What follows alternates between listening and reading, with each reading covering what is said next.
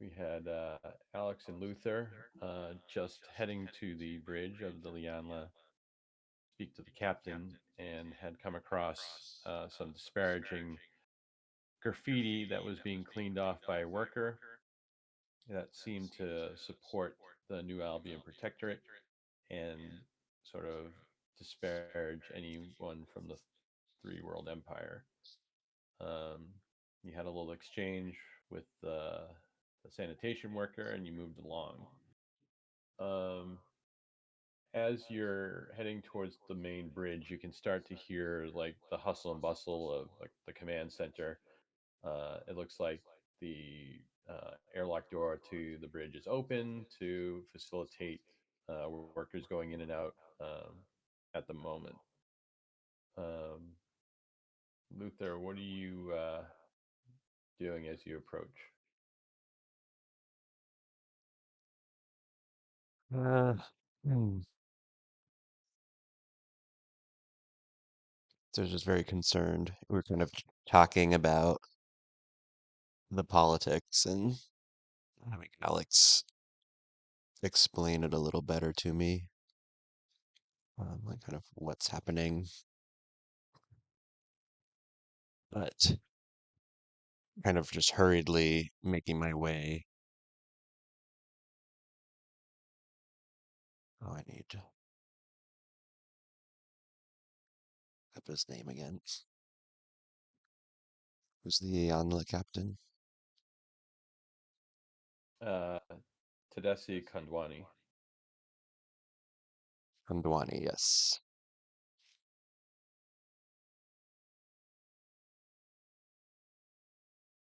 I imagine we're looking for him on the bridge of the Yanla. Yes, you as you approach, um,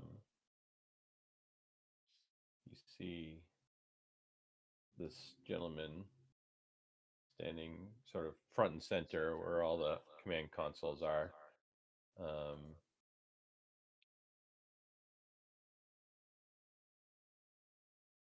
if that pop out worked or not. Hmm. Yep. He's sort of like reading, stuff on a PDAT.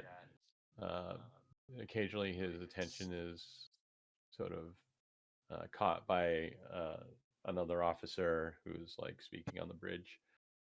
But he's currently not really paying attention to you as you enter.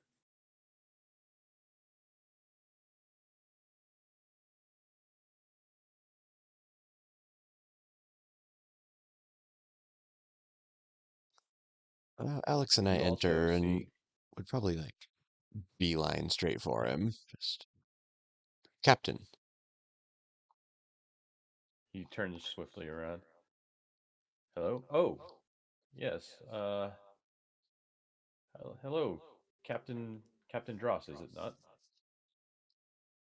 Or Van Yes. Dross? I don't want to get it wrong. Please call me Luther.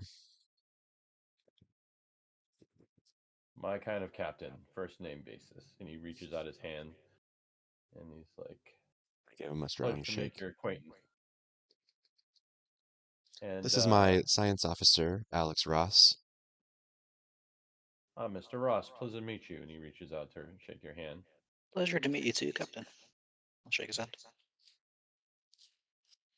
Well, I appreciate your coming to see me. It's a little kind of a busy time just coming out of FTL. We're trying to get situated for our upcoming expeditions. What can I do for you, gentlemen? Well, I have some concerns. First of all, are you aware that the ship is being graffitied? Oh, yes, I heard about that. Can't believe that all of this politics has followed us all the way out here. It's something we've been trying to avoid, and these outward, blatant uh, disregard for protocol and keeping things, keeping the peace is just really starting to rile me up. I'm sure you understand, Captain. It has me quite worried. I We're on an important mission here, and our crews are squabbling over petty politics that don't affect us whatsoever. I was hoping you might have some suggestions as to how I might curb these attitudes and keep them focused on our task at hand. Well, I don't need to remind you that you're the captain of your own ship. Whatever you decide you want to do to keep the peace is going to be under your discretion on the island. On the Lianla, I'm just trying to put the fires out as they come. We have to, play a little bit of the politics here because we have such a mixed crew. If you understand my meaning. Hey, well, I certainly wish you the best of luck with that. You can have your work cut out for you. As it seems. Um, but we'll just do what we can. That's all we can do, being human beings and all. Is there anything else bothering you? Doesn't seem like you would come all the way to the bridge to talk about graffiti. No, you're right, of course. The real reason we've sought you out is I noticed that the Typhoon is not docked with the Yanla, and I have not seen its captain since we've come out of FTL. Where where are they? What why would why would the rest of the captains not told that the Typhoon was already being sent off or came awoke early? Oh, that. He sort of looks a little pensive for a moment. Goes, yes, about that. Uh, the Typhoon was given um, clearance to leave a week early, at least 6 days prior to everyone else exiting cryo. Captain Barton, I know he's sort of like a stiff by the letter kind of individual. For some reason, he was very insistent on getting a jump on the prospecting in the sector, and he spoke to certain people back at the core systems, UA, and Three World Empire upper mucky mucks, and apparently he got the clearance to leave unbeknownst a week before everyone else, so he could get to wherever he wanted to go first. And do How we do know we where know that which is? system? Yeah, exactly. And as you actually ask that question, um, the the ship's AI, not AI, the ship's synthetic Gaius strodes into the bridge and says, which is weird because you would think someone just coming in wouldn't hear what you said, but it seems like he could have heard exactly what you had said in the conversation. He goes, "Funny you should ask that, Captain Vendros. I'm here to report to the captain that we have not received a update report from Captain Barton in the last 12 hours, which is normal protocol." Captain Barton looks at him and is like, "What do you mean you haven't received an update? Is there a problem with the communications?"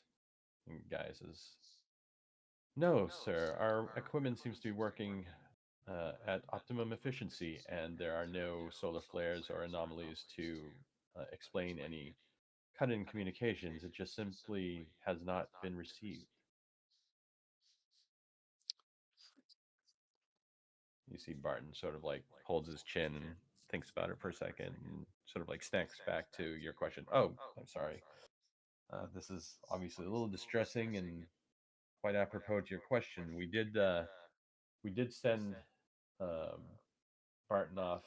He did say he was going to be checking um, the parsecs near Koi 22020, sort of in the center of the cluster of the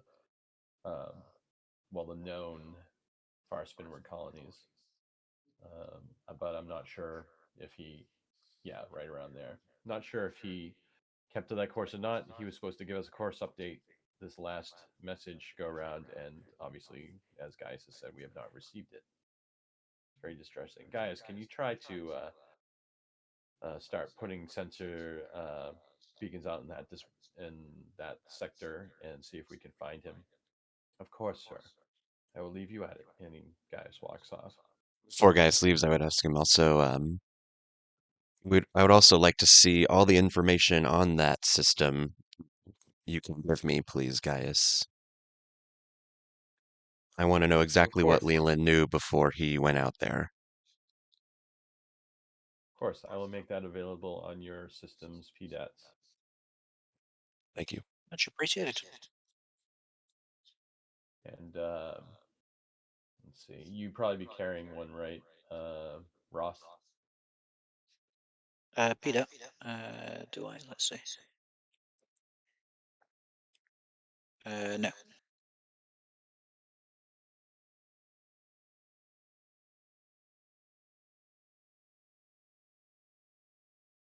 That's okay. I actually don't have that map uploaded quite yet. It's okay. Let me look really quick on the book. I was meaning to ask about gear actually. Are we able to like requisition stuff? Yes, while you're on the Lianla, if there's anything that you want other than what's already been put in your equipment, you could definitely ask the captain for a requisition.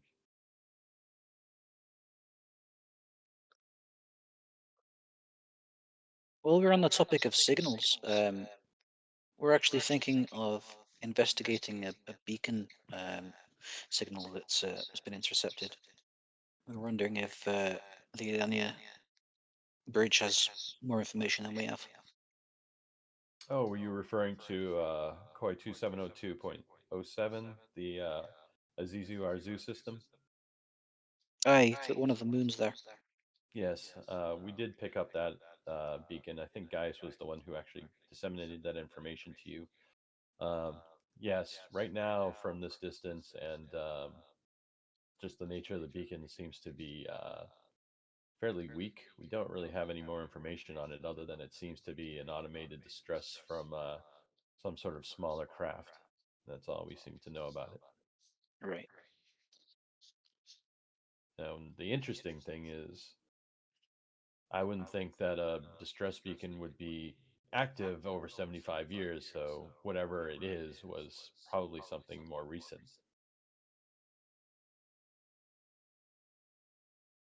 Well, Right, that what is do you good to reckon know. the battery life would be on something like that? Not quite sure. I'd have to check with Gaius, but uh, typically, normal rescues for SEVs or smaller craft, typically take, 2 to 3 weeks, which they would probably double for battery life just in case. So maybe a month and a half. Right, okay, well, that's quite interesting.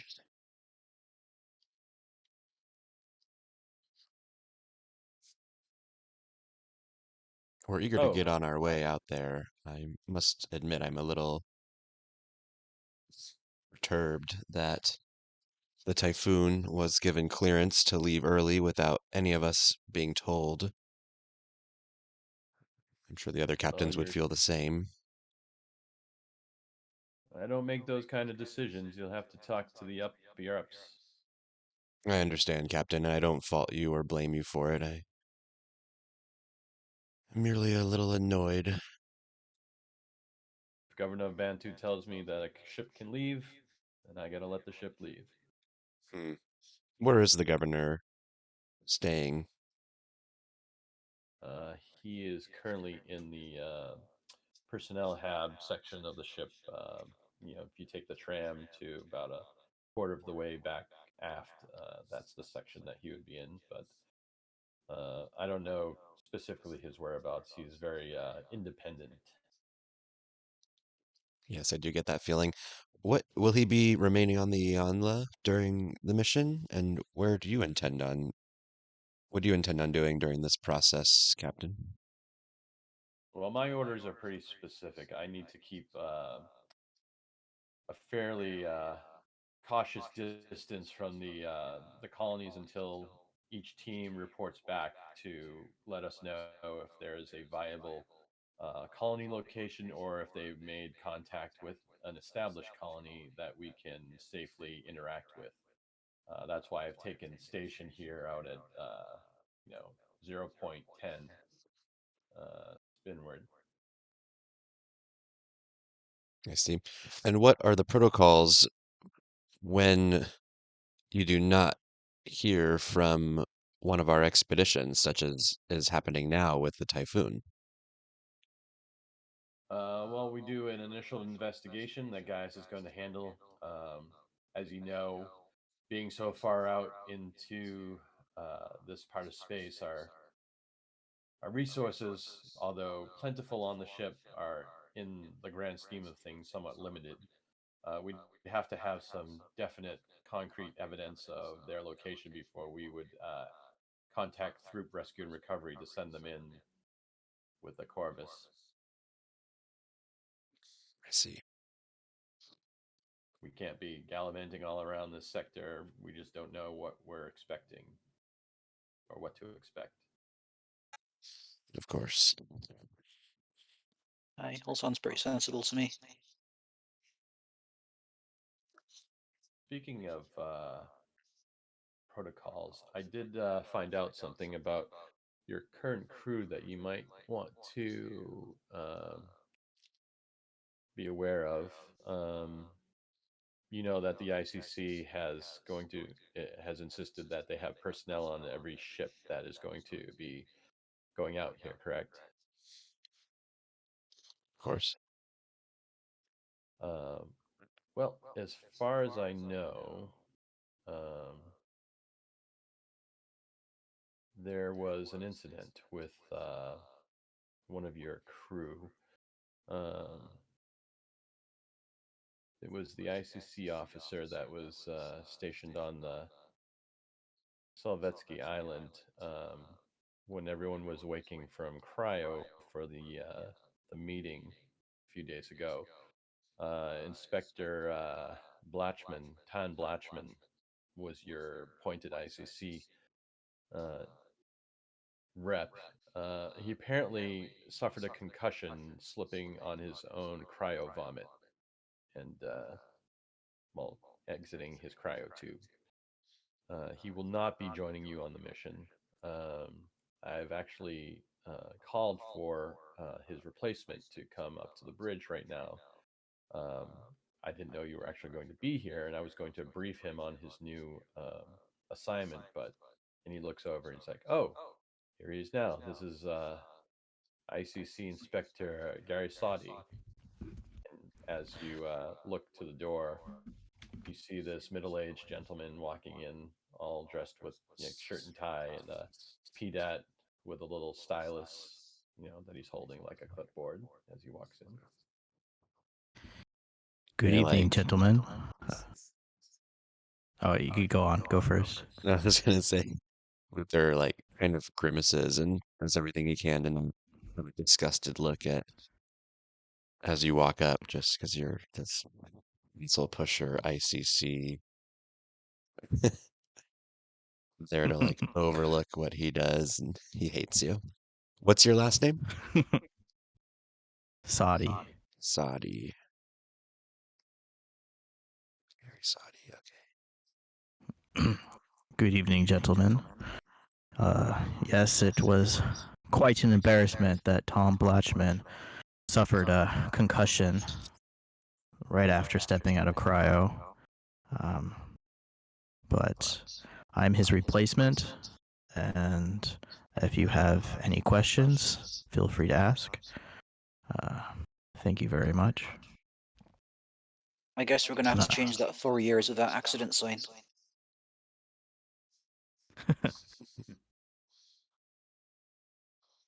See, captain, the captain of the Liana kind of gives you a smirk with that joke.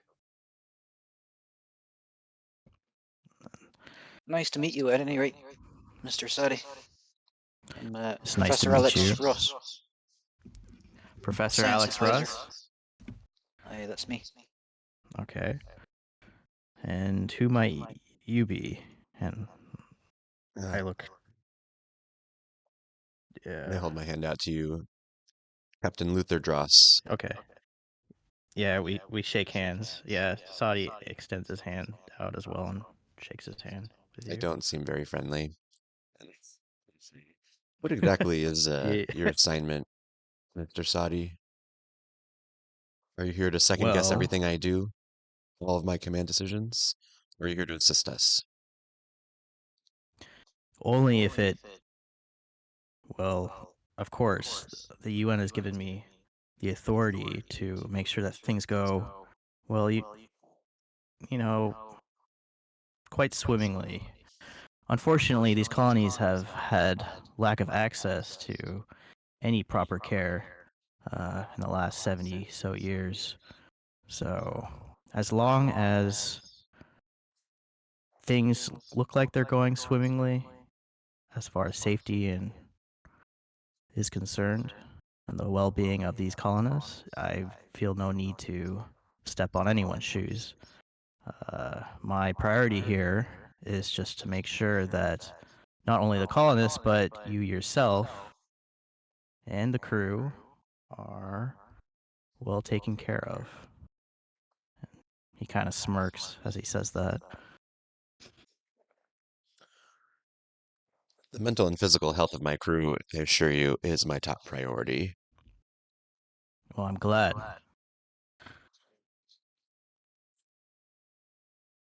I give you a curt head nod. We intend on leaving I for see. um, Yes. Azizo as soon as possible. Make yourself ready. See, All right. Kondwani says, "Oh, aside from that signal, is that someplace you think that your prospectors might be itching to plant a flag on?" Suppose that depends on what we find.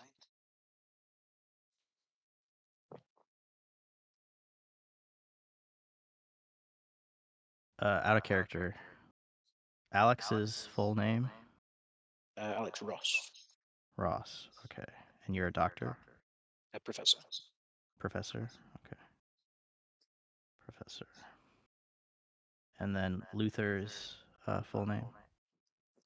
Luther Van Ross.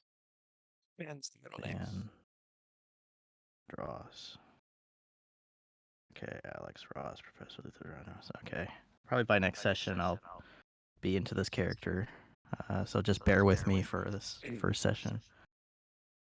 Out of character, also, I forgot to do this while we were creating your character, but if you want, um, there's these tables that you can roll for sort of like a agenda for them. I don't know if you want to do that or just create your own. Yeah, I need to think of an agenda. We can do that now, real quick, if you want. Yeah. Let's just get that out of the way Mhm. right now. All right. So there are two tables. Obviously, your affiliation is going to be the Interstellar Commerce Commission, so that's nothing you have to roll for. Um, roll me a d6 for your connection to the mission, your personal connection to this mission.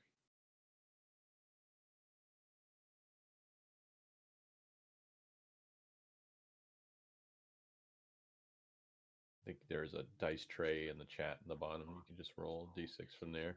Oh, I see it. Okay.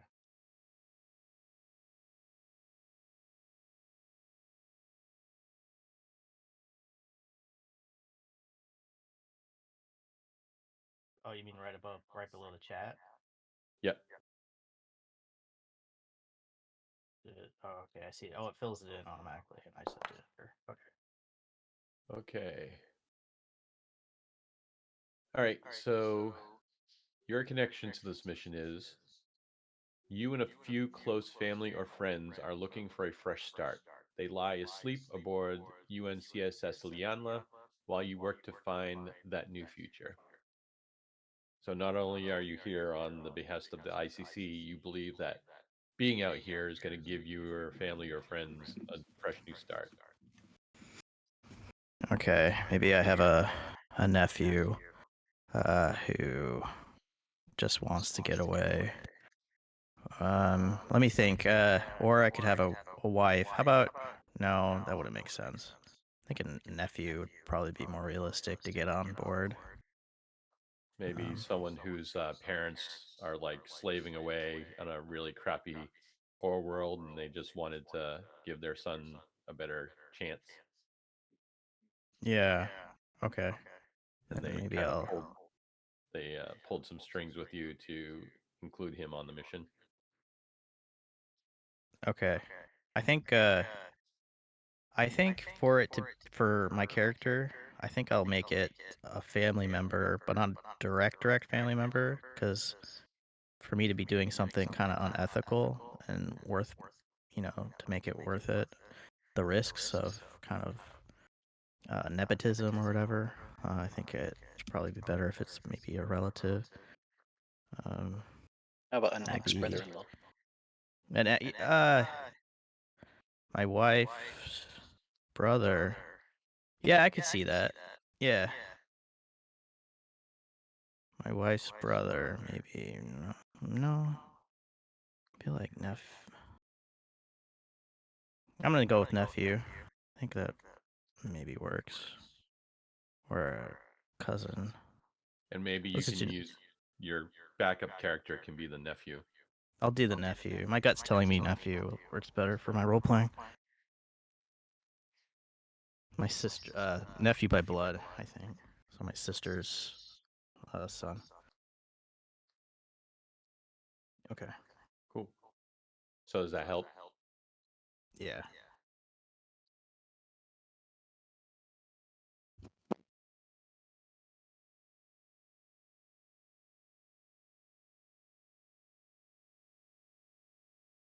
So as you guys stand on the bridge, introducing yourselves, um, you hear over the comms that the work crews that have been shaking down the Slovetsky Island for departure have completed their work and are exiting the vehicle, leaving just the core crew remaining. And the Captain Kondwani says, "Well, Luther, looks like your house is in order. I think you guys are probably itching to get going."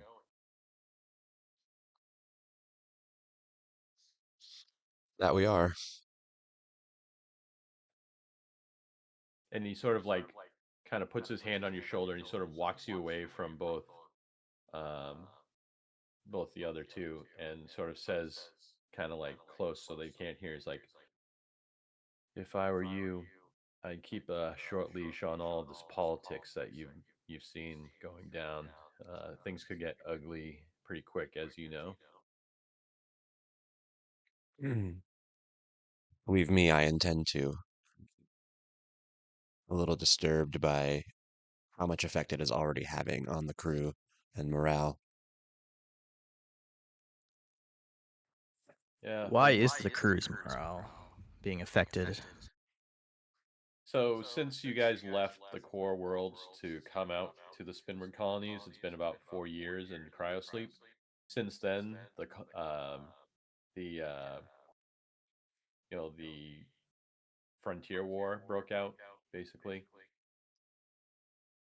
So Okay. there's been tensions between the UPP and the rest of like the other nation states, specifically the UA, because all of the crews, it's a whole mixed crew on the Lianla and all the other ships. There's like UPP citizens, there's UA citizens, the Three World Empire citizens, and I think there's even New Albion citizens. Have you read any of the alien books, Gaijin? No, I haven't. You can call me Brandon, by the way. Oh, Brandon. Cool. Yeah. I'll forget that by the next time we play. Mm. So you have to change.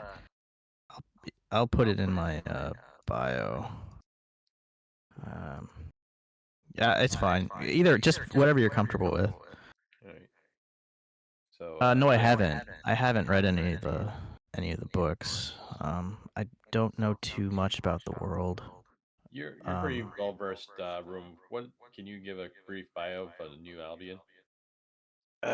Yeah, so there's New Albion's a planet somewhere. Have we got the Middle Heavens? That broke away from the Three World Empire, basically, and it's it's a big sort of Brexit allegory. What broke away? What countries or regions? So it was a British planet, basically. It was a It's British planet. declared independence from the Three World Empire, along with a Oh, couple of okay. other planets in the nearby system, Oh wow. Okay. because they don't basically they don't like Tokyo being like the center of power for the Three World Empire. The ones that look to return to like good old British values. Because the Three Oh, World okay. Empire is a merger of Japan and Britain. It's a merger between Japan and Britain. Yeah, Interesting. along with like part of the Commonwealth. Okay. Okay. And so the crew. So there's been crew. This is crew, not passengers, that are graffitiing the walls. Yep. Because Yeah. passengers are still in cryo. Yeah. So Okay. either you're a crew member or a work crew person, use some spray paint. And I don't know if you saw what they wrote in the chat. Yeah, I actually did read it. Yeah, I just didn't know the context behind it all. Yeah. That makes sense now. So you have all of these interpolitical tensions throughout every single crew on every single ship, basically just below the surface of everyone working together. Okay.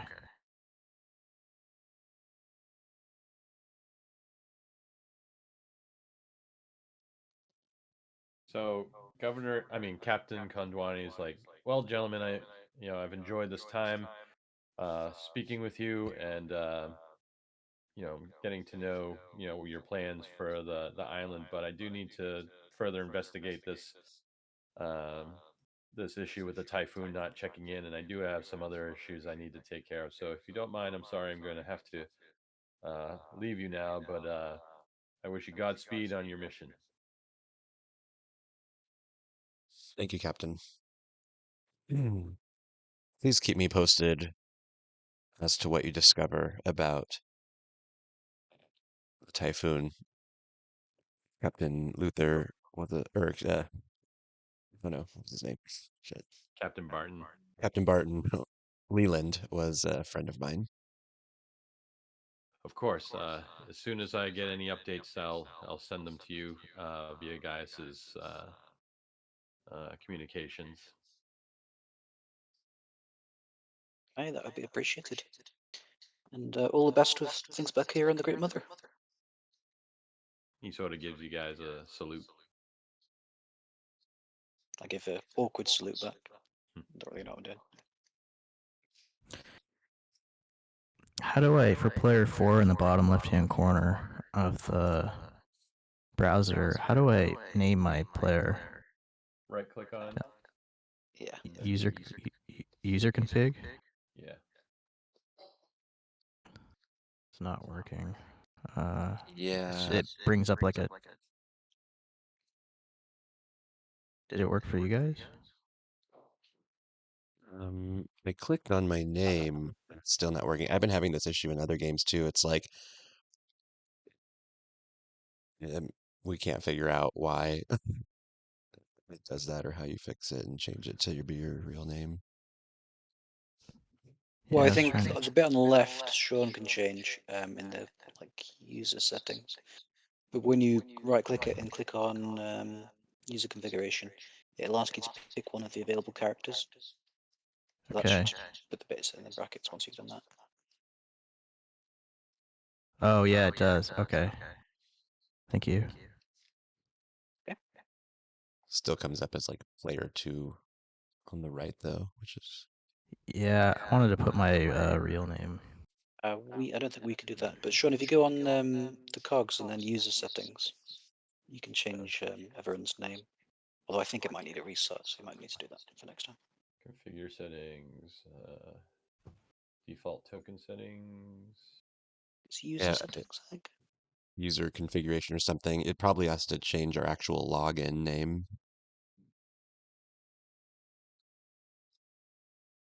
Do you want me to make it so that your names show when hovered? That would be Yeah, helpful, that'd be handy. actually. Oh yeah, that'd be cool. Let me know if that works now for you guys. Oh, it says player 2 on mine.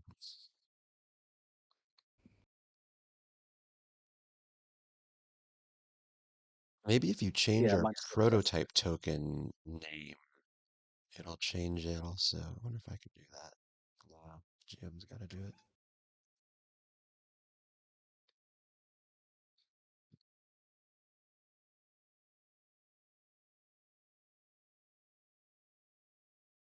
View token. I'll say,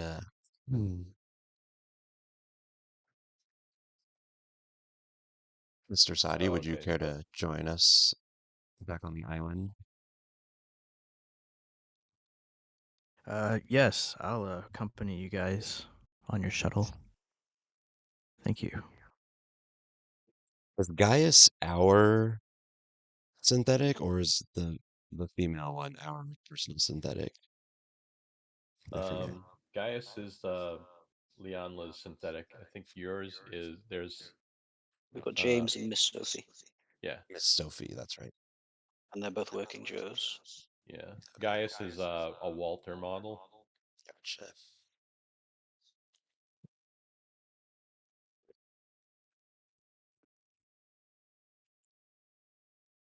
Mr. Sadi, tell me how interested in the prospecting side of this mission are you? Are you strictly here to enforce ICC protocol? Well, it's pretty much what we all do.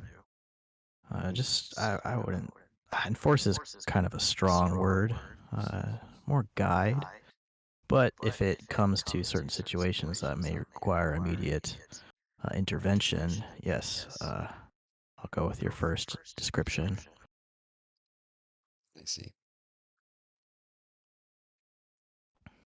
So you guys headed back to the tram? Yeah, I think so. That was the captain that was talking to me, right, Luther? Yeah. Yeah. Okay.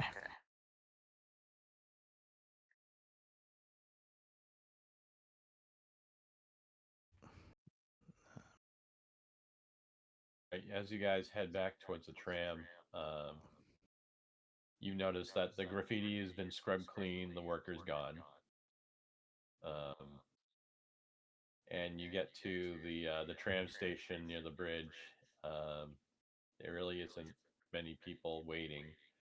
It looks like maybe just a couple of officers heading back to the living quarters area. As the tram pulls up and the airlock door slides open, you see the big round cylindrical tram tube, and they start to walk in, finding seats. What do you do? Yeah, everyone in suit. I enter. Yeah. I would let them go in before me and come in last. Okay, so Oh. yeah, you guys are entering the tram there. Are you able to delete those tokens? That's funny. That was before we had icons. Yeah. All right. The tram starts to head down to this area where the Solvetsky Island is docked, where these little squares are. So like there's like 4 spots all the way around this secondary part below the bridge area, and each one is a docking arm for each of the Magellan class ships. And then, obviously there are 3 of them right now being used. The 4th one for the Typhoon is empty.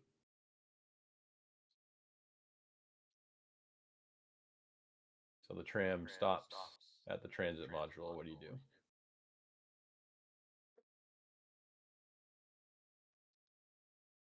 All right, Crowded so is it? Captain, are you?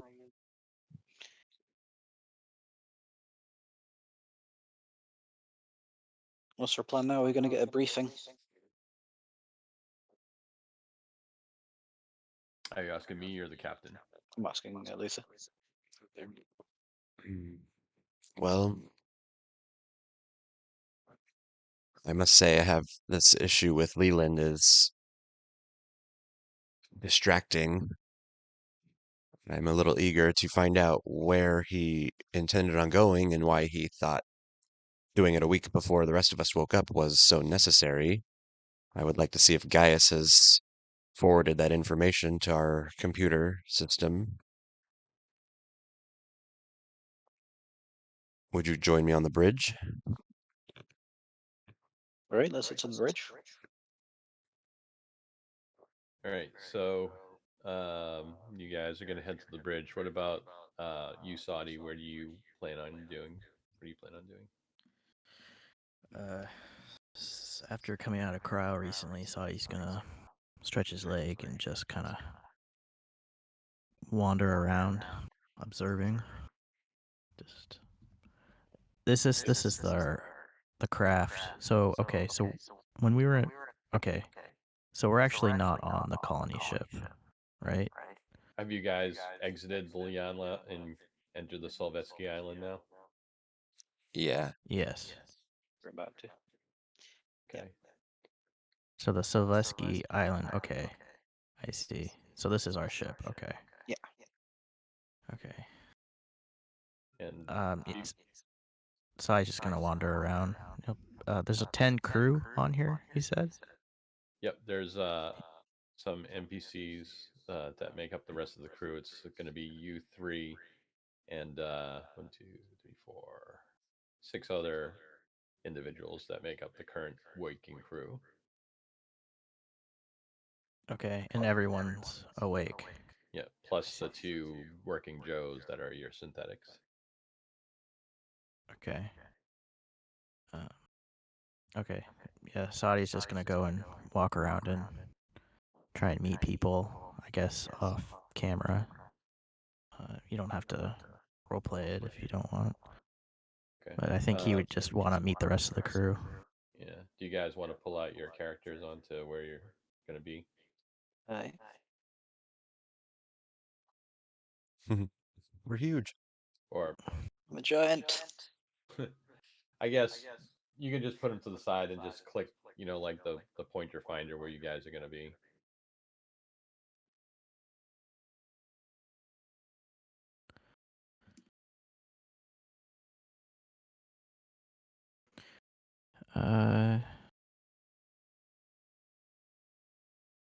Okay. Where's our compartments?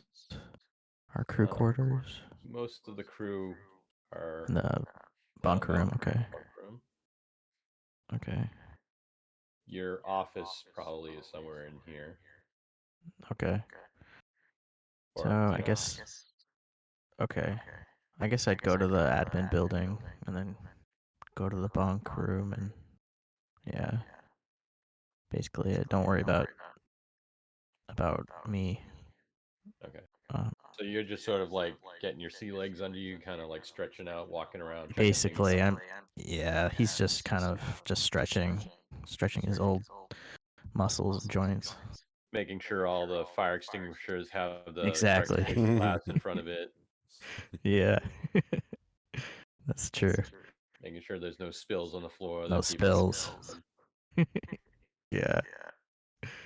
All right. And you two are headed for the bridge, right? Yeah. Okay. So when you guys reach the bridge, the first person you see is the pilot, Andy Dudgeon. He's sort of working, getting the console ready for departure at the pilot station. And you also see um, standing sort of like in the back here. Security officer Hamida Amir. They have that person and this person on the bridge currently. And the pilot doesn't really respond when you enter. He's sort of busy in his own world. But the security officer immediately turns in your direction, and she sort of stands at attention and goes, hello, Captain. What was her name? Uh, Hamida Amir. Can you guys hover over the tokens that I put out? Is it showing you their names? Doesn't show No, her names. just doing it for my own token actually. So maybe there's an extra setting for other tokens.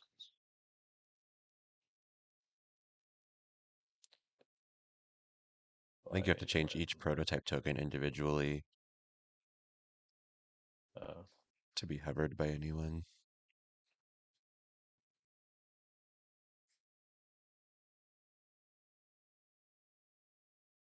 I just say, Miss Amir, give her a head nod. How are the preparations for our launch coming? Sir, preparations are going as expected. We have everything buttoned down. I have done all of the security checks. I've also checked all of the background checks on the current crew. Everything checks out. I would like all that information sent to my personal database, if you wouldn't mind. Beyondla is already having issues with vandalism and defiance over the politics of the core system. I want none of that on here, and at the first sign of it, I wish to be notified. Let me guess, it's those new Albion pricks. Aye, the very same. While you may not agree with their politics, Miss Amir, that sort of attitude is exactly what is going to cause more disturbance on Slavetsky Island. See that you curb it. I'm sorry, sir. I'm out of place. Um, just a little background. You, as the captain, would know that the security officer was a former Royal Marine before joining the expedition. I understand where your loyalties lie and that nationality is an important part of every person's history and background. But we're on an important mission here that defies and is aside from all politics. We must be united. Sir, I totally agree, sir, and I will keep my personal opinions in check from here on out, sir. See that that idea and message make it to the rest of the crew, if you would. Of course, I sir. need you to be my peacekeeper. With pleasure, sir. You've met Mr. Ross, our lead science officer. Yes, Mr. Ross, I believe we met briefly during our security interview in the core system. Aye, just briefly. Nice to re-meet you though. Yes, I know that it seemed a little impersonal, but don't take my coldness as a personal judgment on your part. It's just the way I do business. No, not at all. I understand.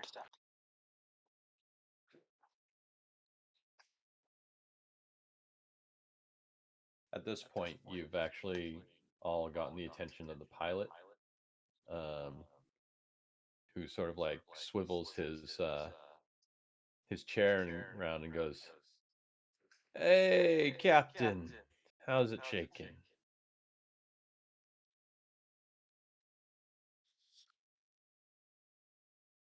You see, he actually has like a little Walkman that he's been listening to, which is why he wasn't paying attention. He puts like the little old-fashioned Walkman headphones off onto his shoulders, and like you can kind of barely make out that he's listening to old Duran Duran music. I'll smile and walk over to him, kind of pat him on the shoulder, be like, Judge, it's good to see you. But I have told you before that protocols prohibit personal accessories on the bridge. Aye, Captain, but you know that you know very well that the 80s pop music was the best music and it makes me fly better. Don't you want to make me fly better? I'm sure you'll do just fine without it. And I'll like take his Walkman from him. You see he sort of like looks like a dejected child, like as you like pulled away and he's like, okay, okay, Captain, I guess. Uh, can I you kind make of roll my eyes and sort of make eye contact with him a bit. like just please just that tape is very very valuable. They don't make many of those recordings anymore. Can you please make sure that it stays safe? I'll keep it right here for you when you're off shift, when you're off duty.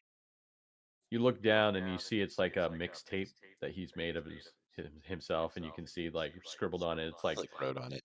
Duran Duran, Cyndi Lauper, uh, you know, all these like 80s pop music is like what's on the recording.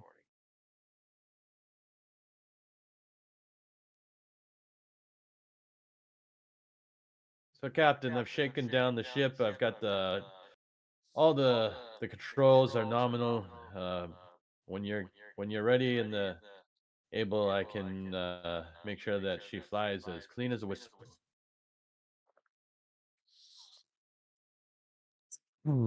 Finish all the pre-checks and let me know when we're ready to go. I wanna get into space as soon as possible.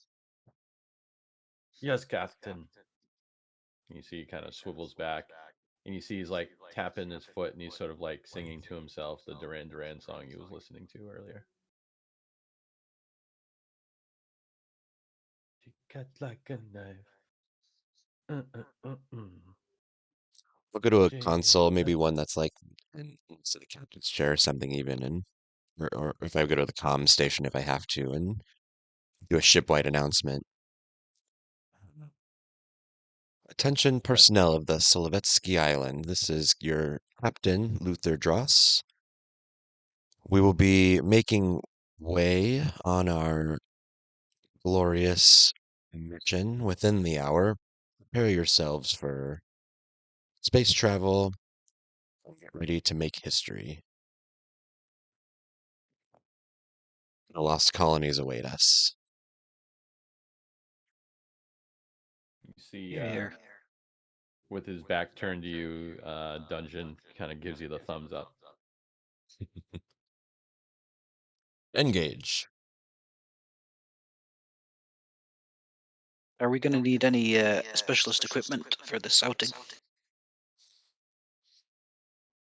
Um, Let me check what they have as your equipment on the ship here. The only thought I had is that we're heading to this planet with dust storms and also a 4-hour day, so we might need goggles or shades or something. Do you want me to give you the lowdown of the ship's manifest? Yeah. It's not too specific, but so the UNCSS Solvetsky Island is one of four identical vessels, Magellan class. It's equipped with two Class D lifeboats. I don't know if you guys want to write this down. Yeah. All right, two Class D lifeboats. One is configured as a science facility, the other as a relief boat, along with 12 Class A EEV pods. It carries four Daihodai Series 8x8 tractors, four AlphaTech XT 37C 4x4 off road vehicles, two EVA 7C salvage and rescue pods, and two heavy excavators. It has cryo sleep beds for 18 people, med pods for 12 seriously injured patients. It can carry up to 100. Uh, it can carry, up to 100 passengers for short journeys or an emergency.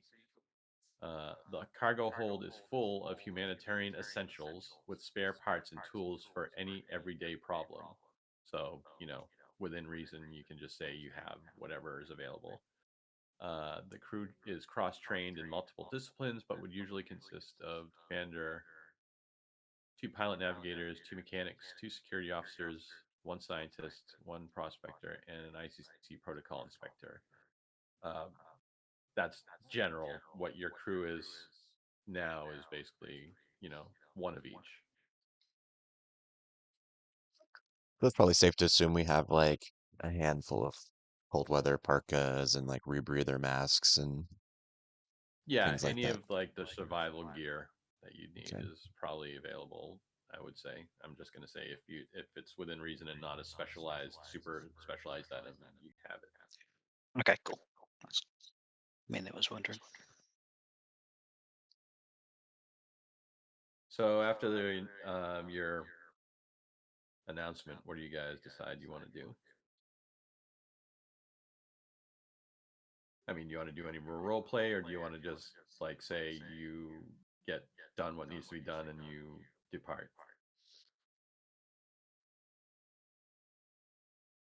Luther would be actively looking for the data on Leland and the Typhoon's destination, seeing if Gaius had sent it yet.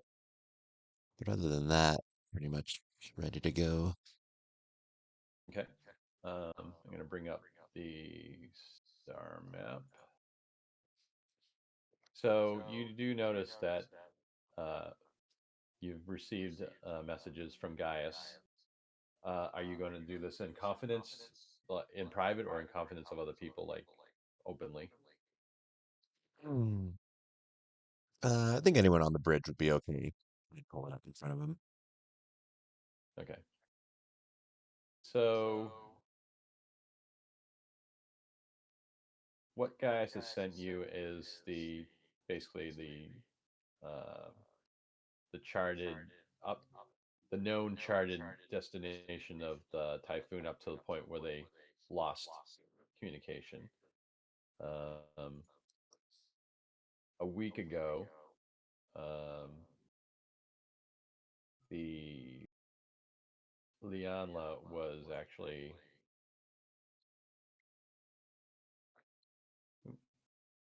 change that to a light circle instead of a dark circle.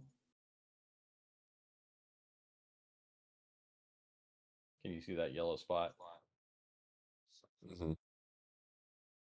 All right, so about a week ago, that was the current location of the Lianla where the typhoon departed.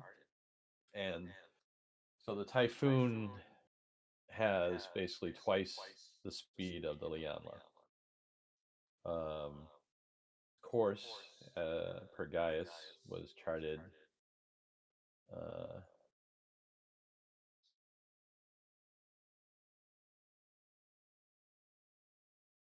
freehand.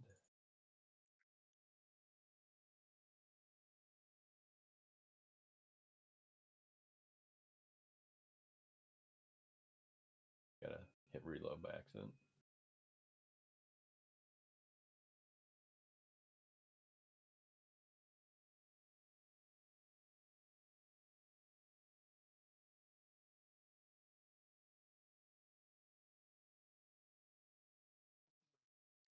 What is the FTL rating of the support ships? 10, Okay. and Lianla is 24. So basically takes, at maximum 10 days to cross a parsec.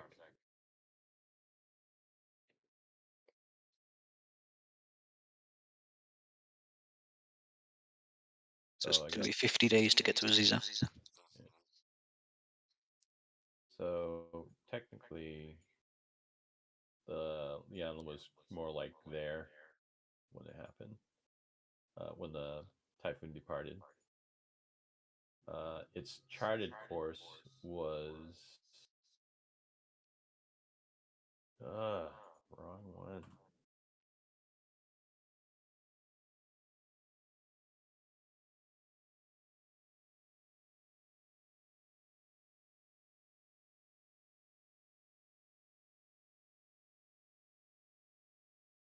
I'm just gonna get my drawing tool working the way I want it.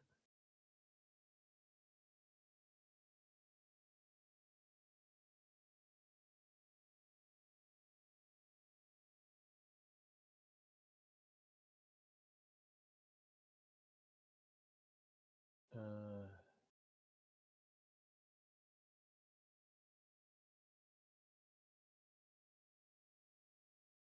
so, can you see the line? Yep. All right, so that was the charted course that Gaius is saying the Typhoon posted um, for its, trip. After the first communication, it looks like they diverted course in this direction. Mm. And since they've lost communication.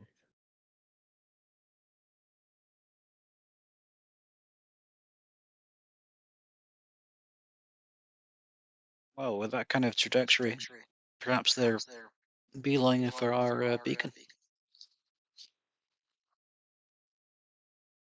Obviously, space is pretty vast, but it is a signal. Drudge, set a course to follow, and I'll kind of send those coordinates and that they were taking to console, and we may as well follow their trail if it's on our way to Azizo. It was out I about got 20 days. Do you want to go as the crow flies, or do you want to follow their trajectory exact? Let's follow it exactly. Aye, Captain. I want to see what So they he sets saw. a parallel course. Your course is sort of like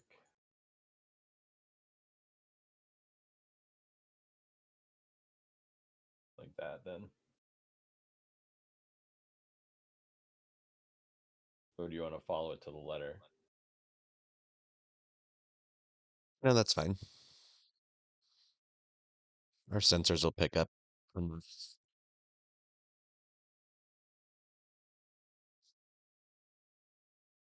Now, it's going to be like, I don't know, Room, you said you figured how long a trip? Straight line was 50 days. Now, do you plan on being awake? Well, you probably can't be awake for that long in FTL, so you guys are going to probably go into cryo just prior to going, or do you want to set up like a sleep schedule? Yeah, I'd probably set up a shift rotation of maybe 7 days.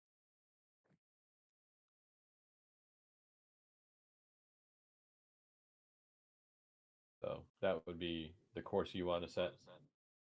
Yeah.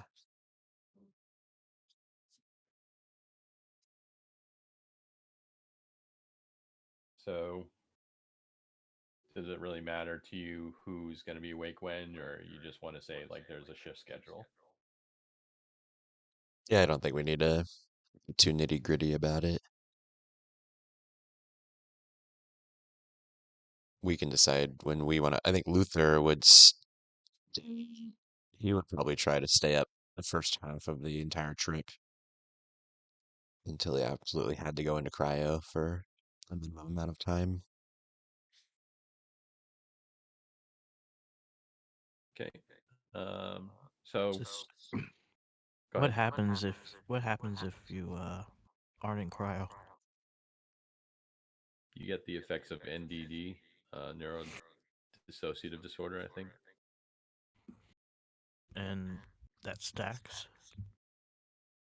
So it's like you can be like the captain can be out for half the journey. Would he suffer like consequences of that? You probably need to take meds if he's going to stay up like 25 days in FTL. Actually, let me see if I can look that up, unless someone has a reference to the NDDs right away.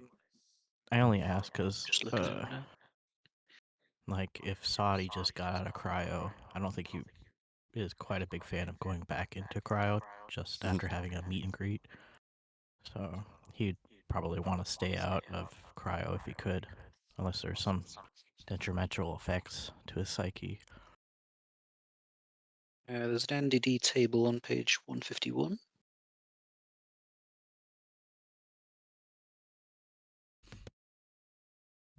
After a number of days, FTL travel equal to the FTL rating of the ship. Roll d6 on the table below. So for every 10 days, you would roll. So is Luther going to stay up 25 days?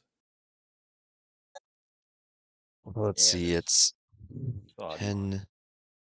It's Roll a 20 d6 and it's days. -5 initially.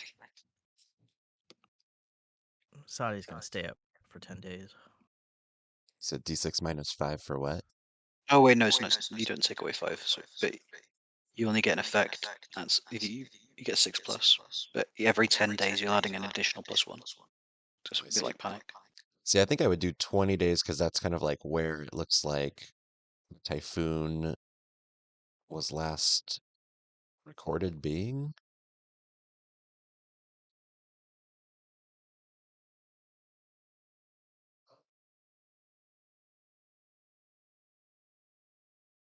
Do you both want to stay up and then roll d6 for that first leg?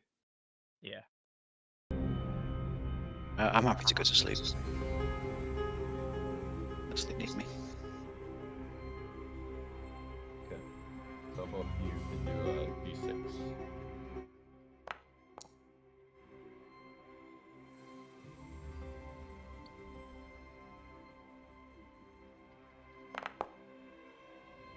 Alright, so Saudi, you start feeling paranoid. You're convinced that someone or something on board the ship is out to get you. Off to a good start. And Luther, you kind of just roll with the punches. You see Saudi keeps looking at you like with like wide saucer eyes. Yeah. Mr. Sadi, are you feeling all Is it right? Perhaps you should go into cryo for the rest of the trip. No. If I go in cryo, then I'd be vulnerable. I don't want to be vulnerable. I'm fine. Don't worry about it. I'm okay. Suit Fine. yourself. I'm just gonna. Thank you, Captain. So Captain, is it just the two of us? do you Everyone want else is. to let anyone else stay awake, like the security officer or maybe the medic or anyone else, or is everyone else going to be ordered to cryo? No, I think we would have the full crew like in rotation, so there's probably like, 2 maintenance, 2 engineers, 1 security pilot, and they'll like rotate in and out every 10 days. Okay. During this I was rotation, gonna go back, but now that Gary is paranoid, I don't think it'd be good for me to roleplay him going back. I think I'm just gonna keep going with it because I think a paranoid person wouldn't go back into cryo. during this rotation, one of the people that is awake is your ship counselor and medic. It's Lakota Monroe, and she's occasionally coming up to you, Saudi, and saying, Inspector Saudi, are you feeling okay? I know that, the FTL can get to people. You seemed a little on edge. Is there anything I can do for you? Would you like some neuro relaxant medication or anything of that nature? Yeah, something to calm my nerves. I would appreciate that. What do you have, Doctor? Well, follow me to the med bay. We'll see what we have stored. We should have some pretty good stuff, as they say. Okay. So you notice anyone who's awake during this rotation would notice Counselor Monroe, she has prominent Maori tattoos showing, her heritage. Um, and every once in a while, she mentions friends that she has in the New Albion Protectorate. Like, just Oh, talking okay. of home, like, we're so far away, like, my my college dorm mates on New Albion. Just couldn't believe I was leaving for such a long trip. She's speaking to you while she's administering drugs to you to kind of calm you down. It's like, but I couldn't pass up the opportunity. It's too exciting. Yes, well, most people die in their same city. They're born and die in the same city.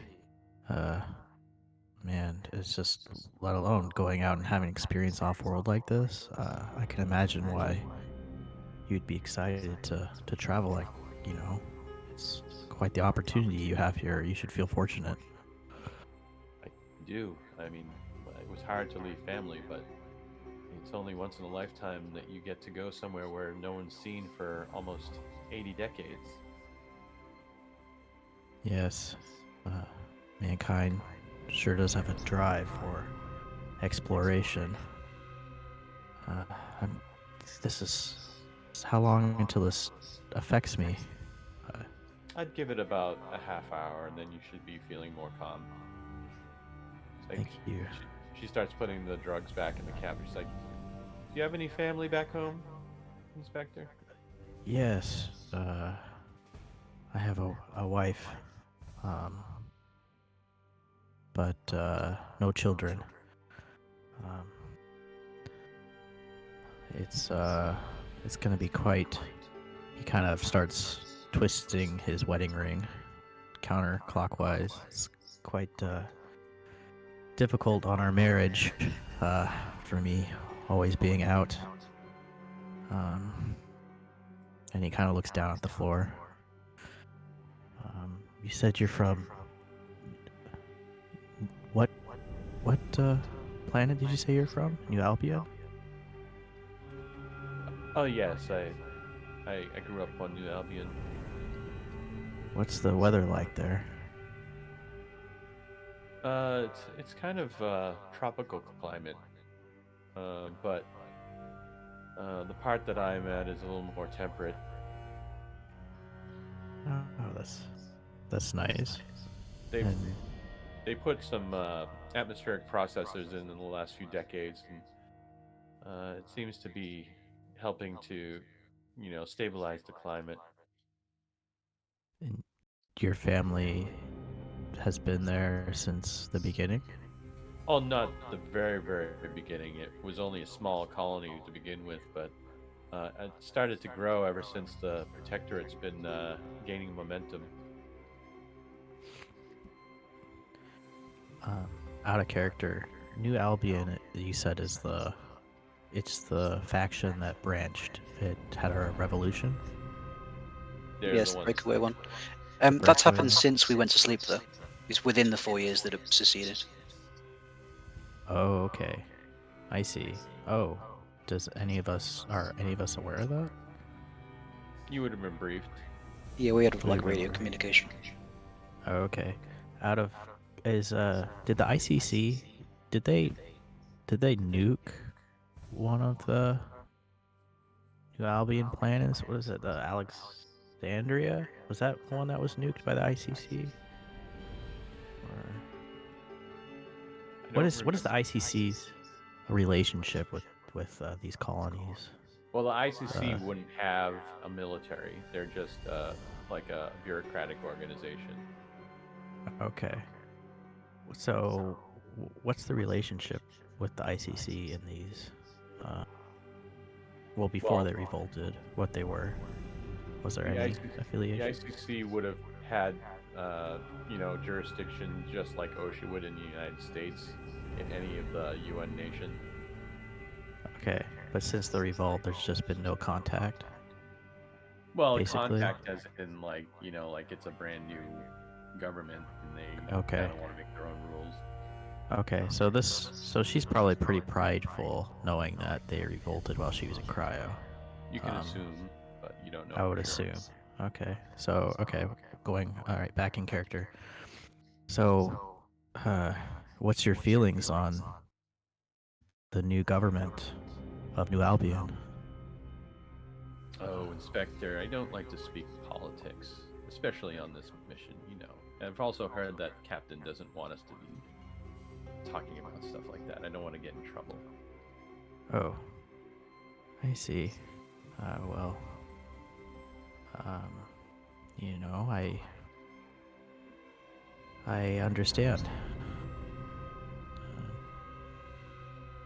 I just wanted. So for Saudi, this would be like the ICC had control over this territory, and then they revolted. So now it's like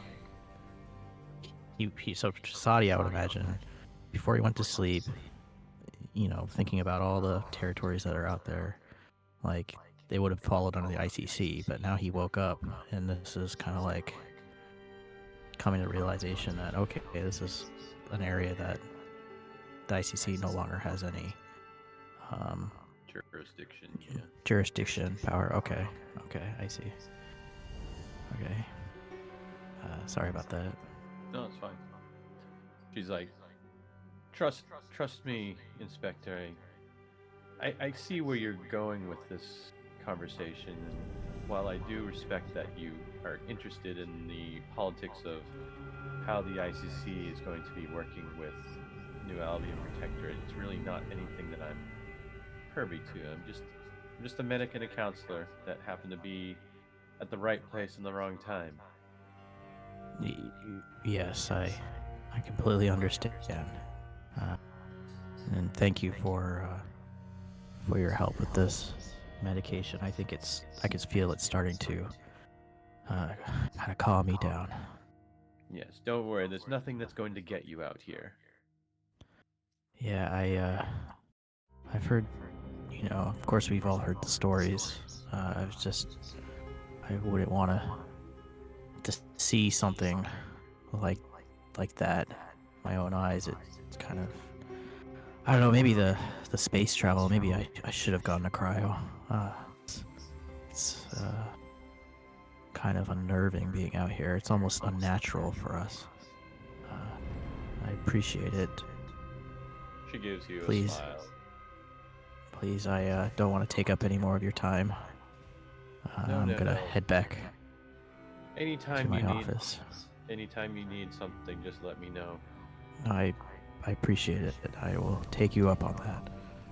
And I want you to know that I don't want any.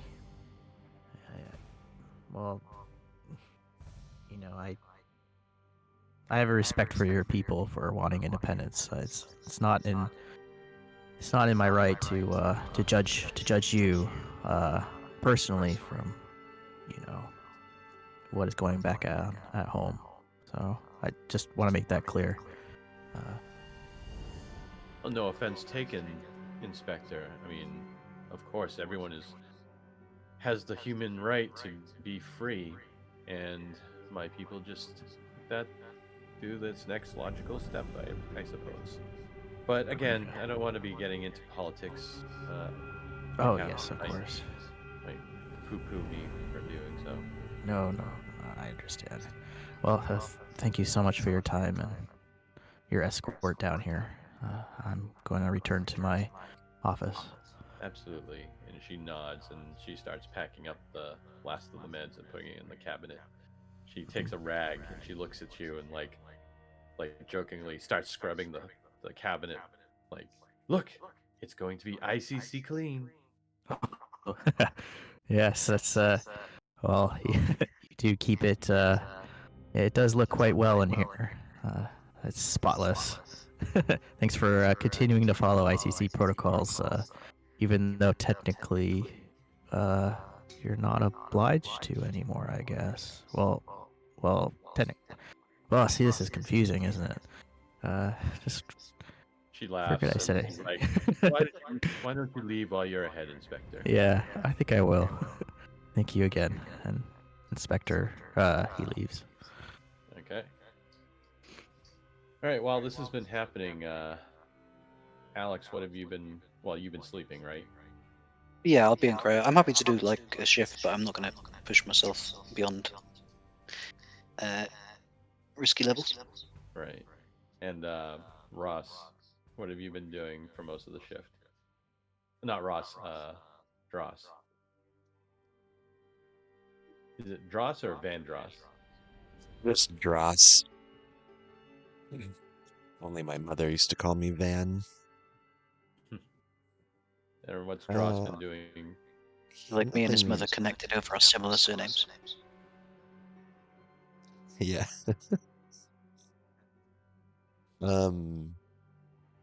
Anally watching everything that's going on from the bridge.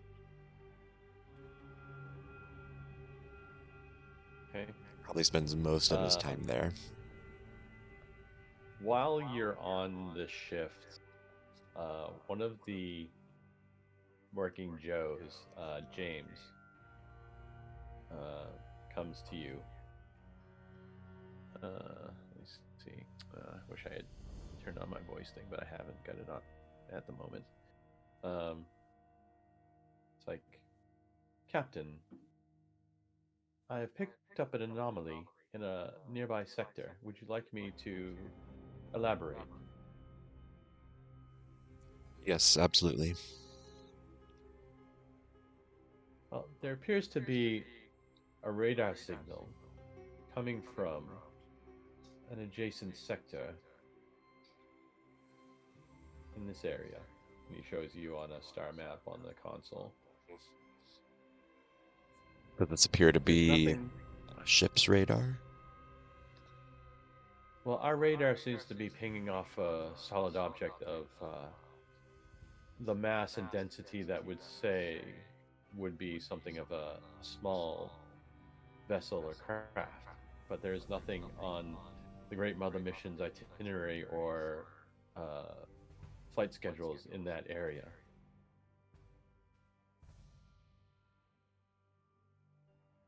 Is it possibly the Typhoon? Unknown, sir. We're still a little bit far away to get a detailed signal.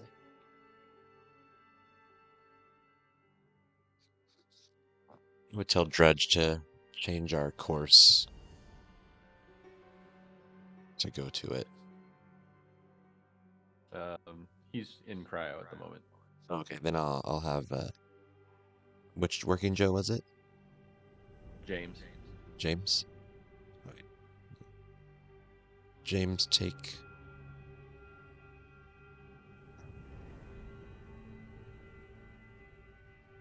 Actually, I would Of actually course, sir. probably We go do know. it I would do it myself. I would move to the pilot control and Okay.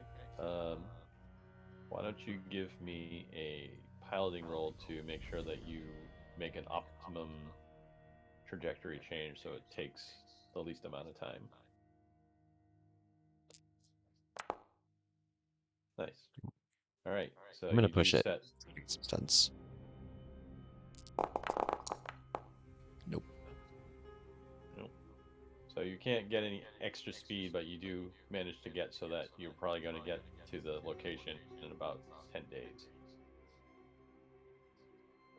Perfect. Actually, that would be, well, like 5 days from your trajectory. All right. Is there anyone you want to wake up before you get there, or I was just thinking that I would definitely wake up Ross and Sadi and probably my head of security okay? and probably Dredge. But I would do it like the day before we get there so they have like 24 hours to acclimate before we arrive. Okay. Sadi's still up, by the way. Oh, that's right. He, I would come find you and kind of tell you what's going on. okay. What, you wanted to see me? Captain? How are you feeling?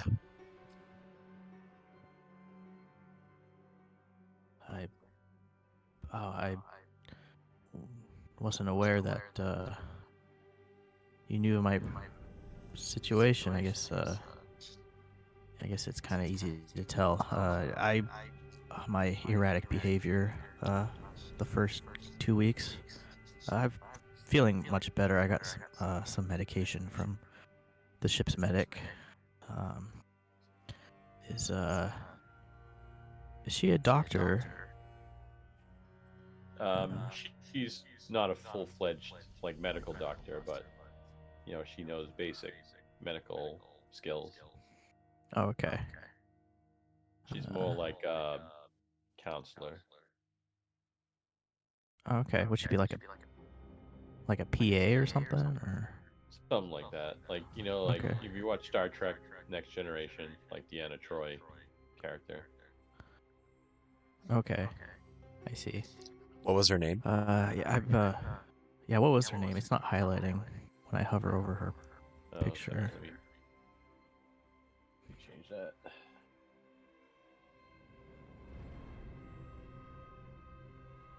Can you do now?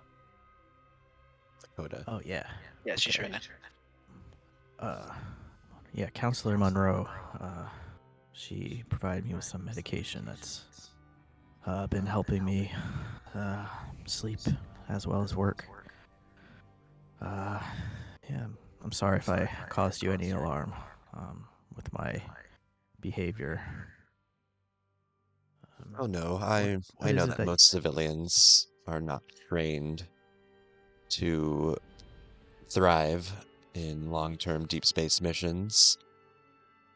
But I must say, choosing to stay awake is admirable.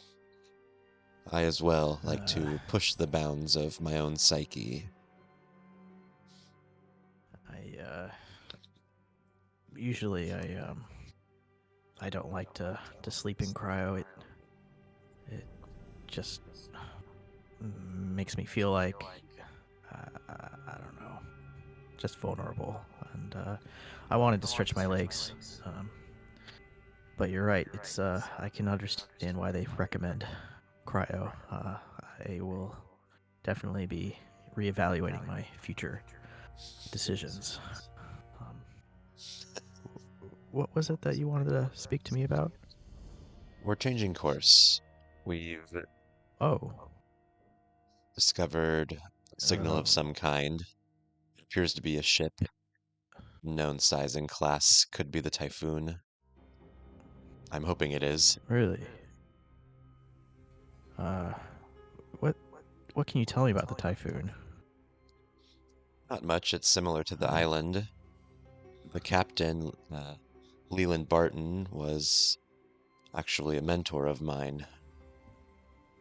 It's partially why I'm so disturbed that he took off a week before anyone else came out of cryo and didn't even tell us. To be honest, I'm a little worried about him. It's not like him to Oh, break protocol. I understand. So while everyone was in cryo, uh, the other ships, he went off ahead, and you just got the signal, or you're suspecting that it might be his craft. Well, I understand, more Captain. hoping. Okay. It's slightly off the Yeah, course Gaius found that he had it's, taken. I'm not quite sure what it means. Captain Banter, if he broke protocol and direct orders, that is that is definitely something that needs to be investigated. Well, out here on the deep frontier, as captains, we have quite a bit of liberty, and he did get permission for his early mission, according Oh, he did to then. according to the captain of the Yanla, yes. But well, I just have this feeling in my gut that something's wrong. Could you try reaching out to him? We're not close enough yet. We'll be there in 5 days, within comms range a little sooner than that, hopefully. Okay. All right. Well, thanks for keeping me updated on the situation.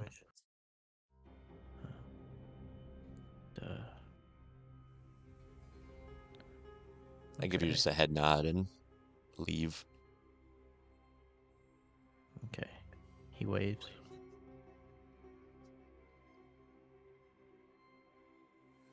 And I'd go probably wake Ross up as well after maybe a couple days before we get there. Oh, good morning. We at Azizo. No, we're still 4 parsecs from our destination, actually. All right. Is everything all right? Not sure yet. We found a signal, likely a ship, possibly the Typhoon, which should be there in less than 24 hours. Right. Well, that changes things. What are we planning on doing once we reach it?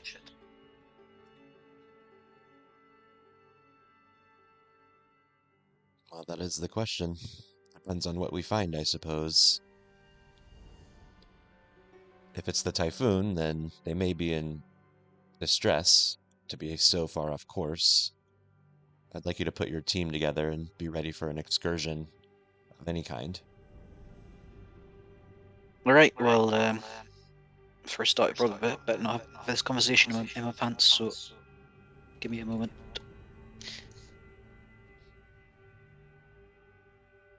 Maybe I'll get dressed.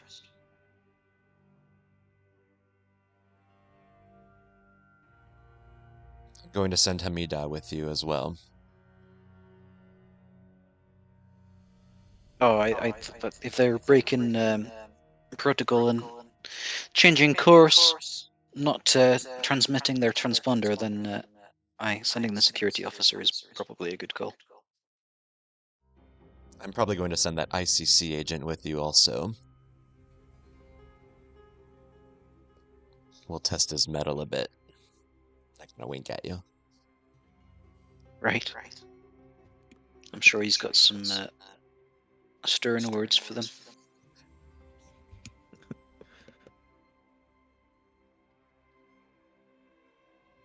I'd probably just go back to the bridge and Oh, did we find them on course to Azizo? no, there's a cluster of stars on the way, but not on the course that they had projected. All right. We probably best check the charts and see if there's any structures there or anything.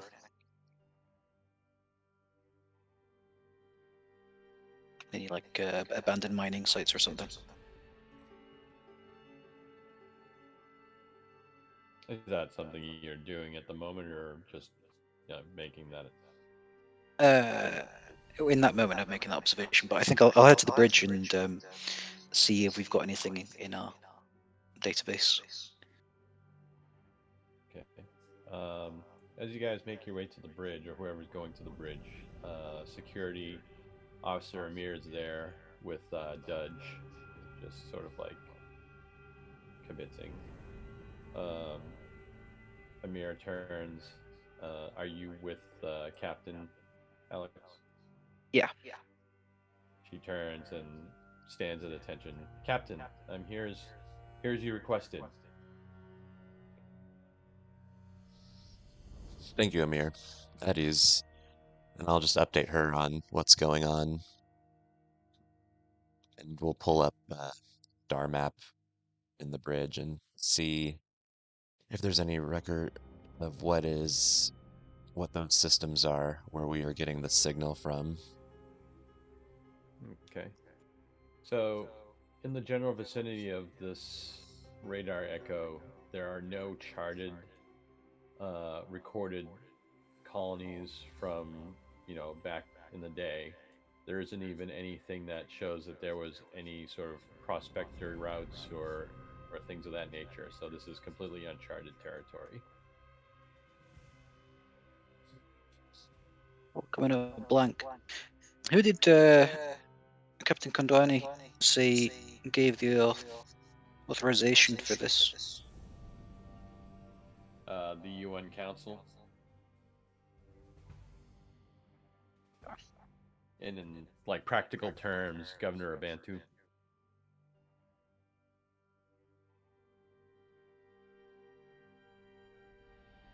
He obviously knows something that we don't.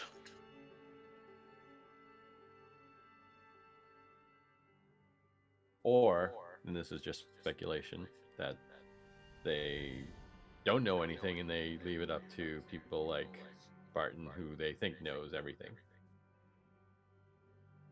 True. Leland Barton is one of the most competent captains I've ever met. If he chose to go out this direction off course, he must have had good reason for it.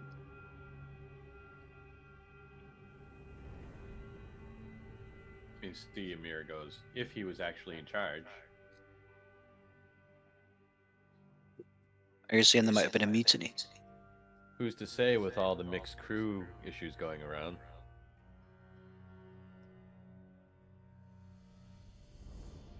Well, that's a good point, but if, say, well, if one of the nations was to take command of the vessel, they'd probably head for one of their own colonies, right?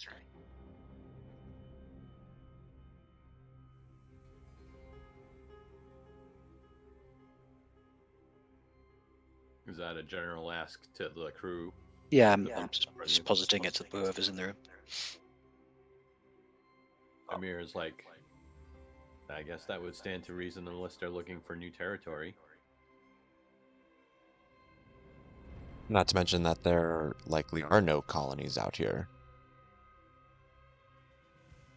If a mutiny has occurred, all the more for us to get there and find out what's going on.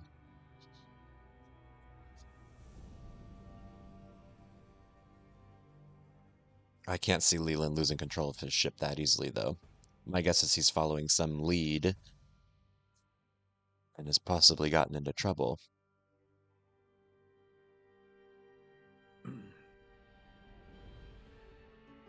I want a full security detail on Amir. See that they're ready. Yes, sir, although that would just be me, sir. Well, I've had Professor Ross here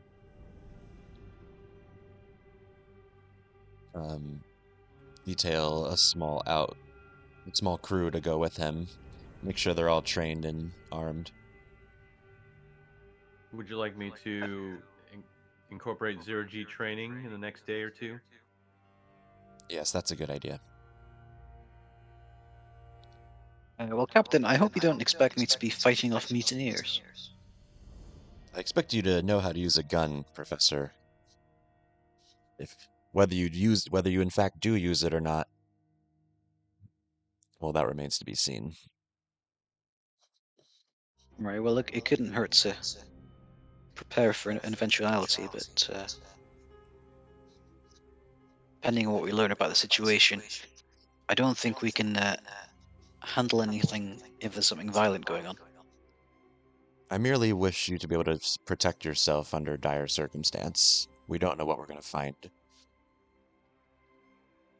You see, Amir turns to you, Alex, and says, "Don't worry, I'll protect you." Sort Much of gives you a wry appreciated. smile. By the way, and she points at the sidearm she's carrying. She goes, "They're very easy. You just point at people you don't like and pull the trigger." It's some advanced Royal Marines stuff there.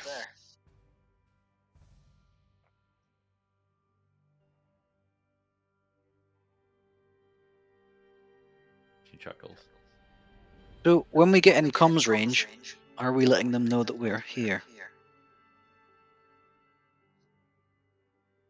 Amir says, "Sir," looking at Luther, "Sir, while it is probably protocol to announce our approach, I don't know if that would be the best option, knowing that we have not gotten a signal and they have not shown a transponder."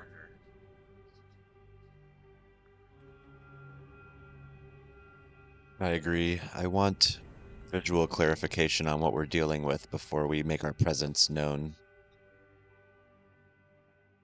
Perhaps we should go dark ourselves and follow. Kind of nod at you and say, Dudge, make that happen. Aye, Captain. I can make her look like a little sparrow on the radar. Perfect.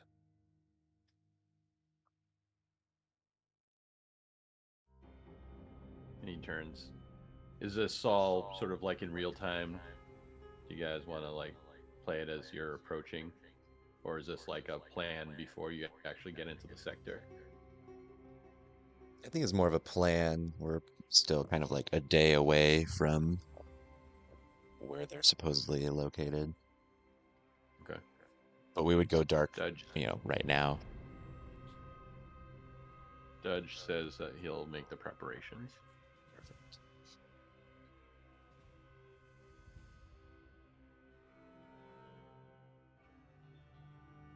Sir, when they're ready, I'll have the trainees meet me in the mess hall, and I'll escort them to the appropriate deck for zero G training in, let's say, 6 hours from now, within the next 6 hours. Sounds good. Thank you, Amir. And she heads out of the bridge area.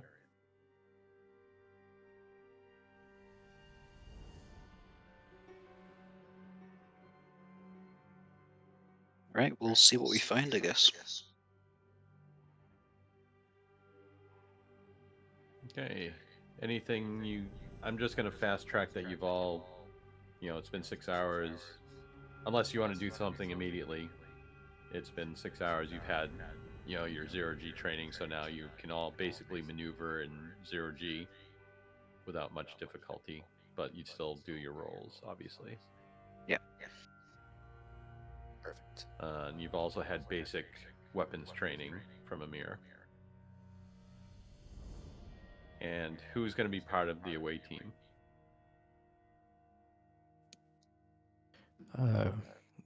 Gary, Saudi. Okay, so you've also been trained. What is your impressions of having to learn zero-G maneuvers and using a weapon? I am apprehensive. Saudi is same. Well, Saudi likes guns, but he's never, he doesn't really shoot guns very much because he doesn't like the hassle of cleaning it. But he's kind of, other than that, he gets sick easily from zero G. But I think he's getting better at it. We have access to the personnel files for the other ships. No. Okay. And also, Gary would never want to shoot someone. He's probably too much of a pansy to actually do it. So he's kind of nervous about, with the rumors of mutiny. He's kind of nervous. So Amir is issuing to both of you ES4 semi-automatic electrostatic pistols, just because of the fact that you're green with weapons, and you're really not up to the level of probably using a M1A pulse rifle or anything like that nature.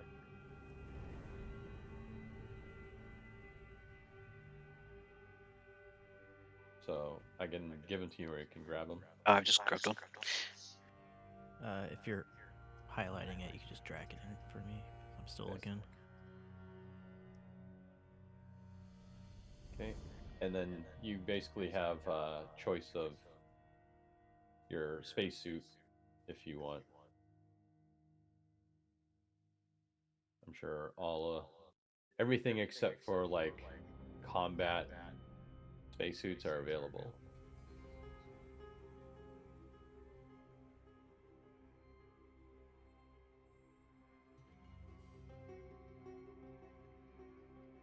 probably wouldn't be wearing an Eco All-World Survival suit. It'd be a little too hardcore. Yeah. So the Mark 35 or the Mark 50 is probably your choices. Okay. I think I'm getting increasingly nervous. So Captain, if we get there, are we planning on forcing entry onto the Typhoon? Because that seems a bit intense. I'm hoping it won't come to that.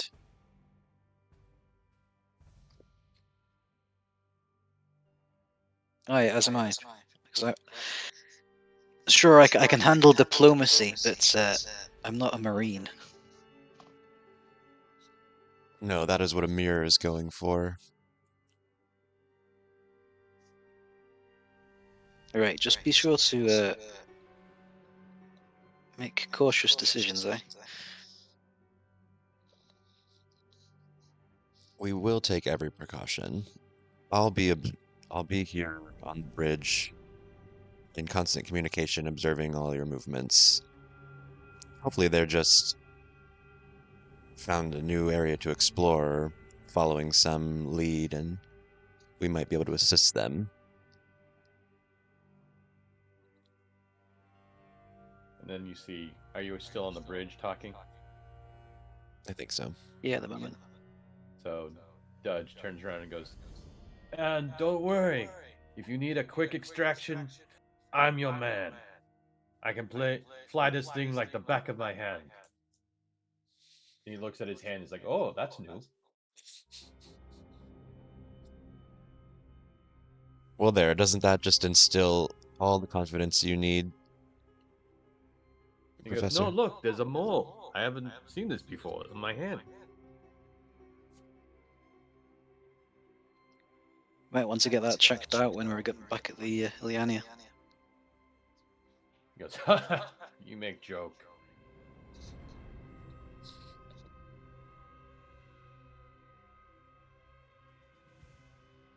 Alright, well I know which way to point a gun now, for what it's worth. What's our next step?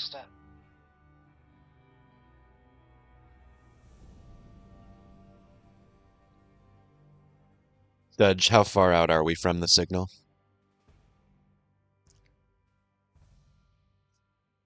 Well, I guess you can make that decision for roleplay purposes. Do you want to be like in the sector within like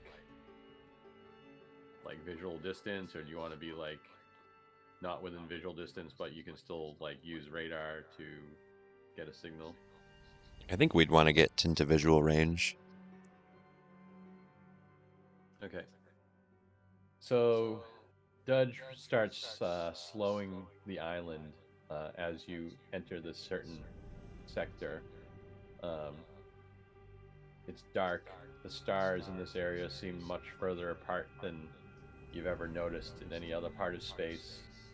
Maybe it's just a trick of the eyes or just nerves, but that's the impression you get. And Dudge switches on the high-powered floods in the front of the ship, and in the distance there's a reflection, a dull reflection of something slowly listing in the space in front of you. It looks to be like a small reconnaissance ship. It is not a Magellan class.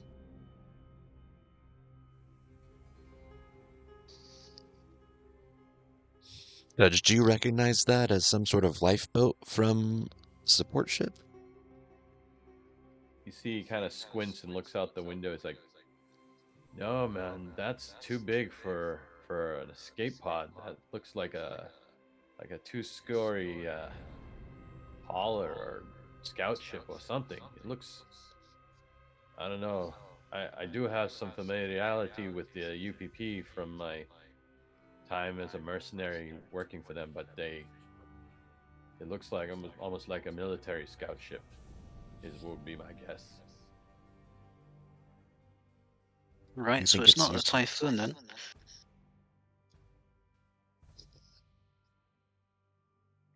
Shall we We're getting- power up sensors again and see what we can glean? I was gonna say, yeah, let's Are we getting any power readings from the ship, or is it shut down? Is it floating? You see James at one of the stations says, "Looking into it now, Captain," and he's like looking at some sensors. He goes, "I've managed to get a detailed echolocation scan of the vehicle. I can put it up on the screen for you if you'd like." Yes, let's see it. Okay. An outer character. This is basically the map of what you're going to be seeing.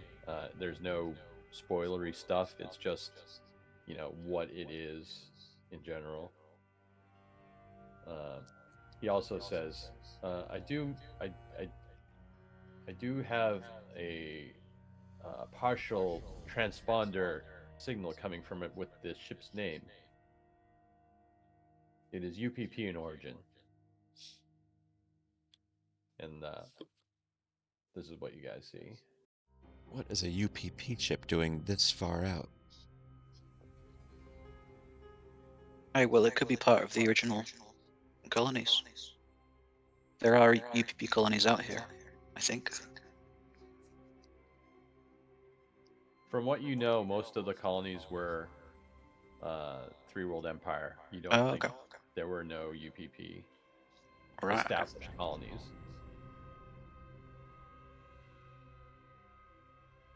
His fog of war's on, so I can't see. Oh, sorry. Yeah, I'm dragging him around so I can get an image. There we go.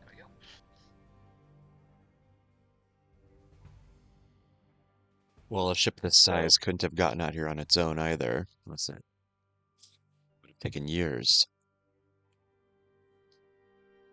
You see, James says, "Sir, I've trained in our sensors a little more keenly, and it does look like there's some minimal power readings coming from the ship. Nothing to say that they're fully powered. It just seems like vestiges almost of power signature.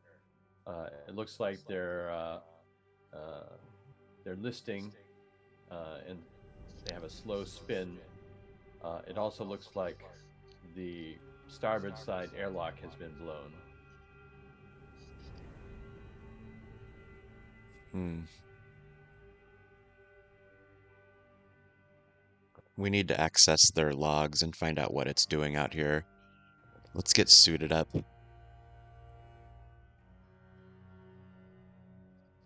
Is it worth attempting to radio them? I know it's looking like it's a ghost ship, but covering the bases. I don't want to risk exposing our position. They might, if someone is on board, they may react badly. Are there armaments? Are you asking James? Yeah, asking James, whoever's got the map up. James looks at the scanner and goes, inconclusive. If they are part of the superstructure. There are no external weapons that I can see or discern from the scans." Judge, would you be able to dock with that ship, or do we need to enter through that airlock via... Sir, that thing is listing and spinning at a uncomfortable rate. I wouldn't want to risk any of the Magellan's outer surfaces. I think spacewalk would probably be the best bet. Well, get us as close as you can, then. You see, We have registration details about the ship. Do we know when it was launched? James says, I do not have access to that kind of information for the registries available for the Great Mother mission. Someone of a officer or above should be able to access that kind of information." Look at Luther. Yeah, I'll move over to the console with him and type in my passcode and try to access it. Okay, give me a contact.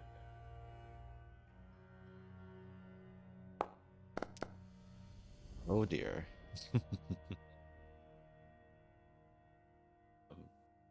You are typing the information, and You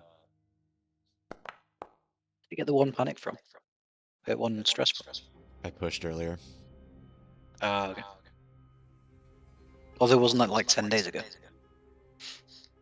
Oh, you can I didn't think about that. say that that was stress-free.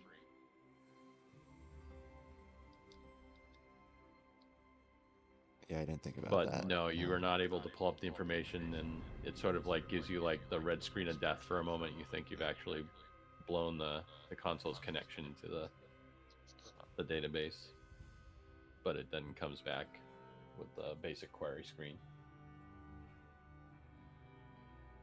I don't have access, or the information's been scrambled potentially.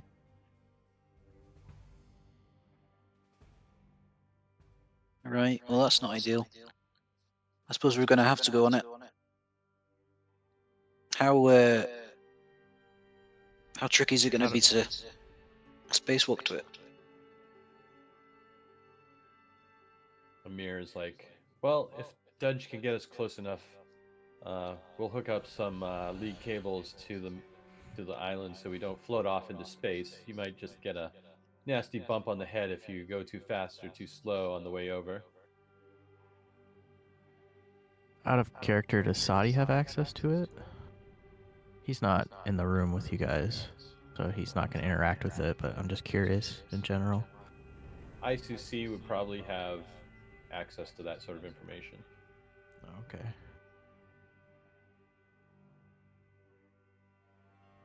But for right now, are you saying that he's just sort of like doing his own thing, not really Sadi's, aware? yeah, Sadi's in his room. Yeah, he's he's been presented with the equipment, and he's just kind of like looking at it in his room. Not in his room, but in his office. Are you guys in there? I'm sorry, I haven't. So did the captain actually call everyone to the bridge?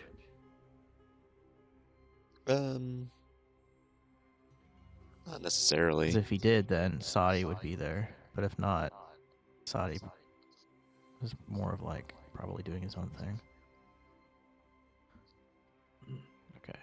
Although, Okay, I you mean, if you wanted to say that Saudi would be involved, it would be sort of like, this is sort of a major thing that's happening on the ship, and ICC would probably be aware of it.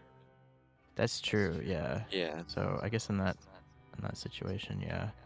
So I guess Sadi will kind of walk up to the console, and he'll pull out his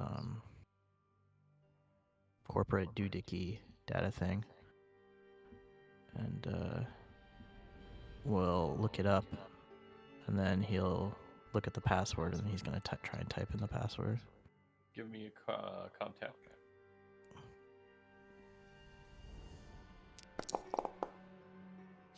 Whoa! Push it. Oh shit. Yeah, might as well. Oh I my think gosh. there's something wrong with this console. Yep, you don't get any information. Huh, that's weird. This Neither is of us can suspicious. log in. Yeah. All you can discern is what you physically are able to see on the outer hull of the ship, which is the name.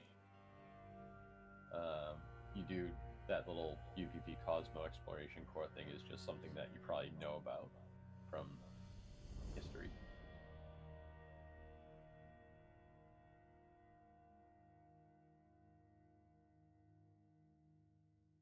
Well, we're not going to find anything out through the computer, obviously. We're going to have to get eyes on it.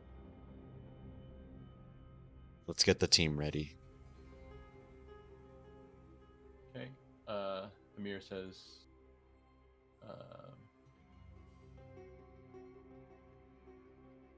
Alex, follow me. Or, Mr. Ross, follow me to the airlock. Right, you are.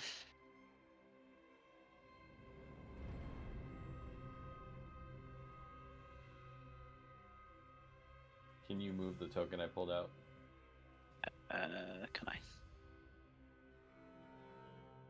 Yes.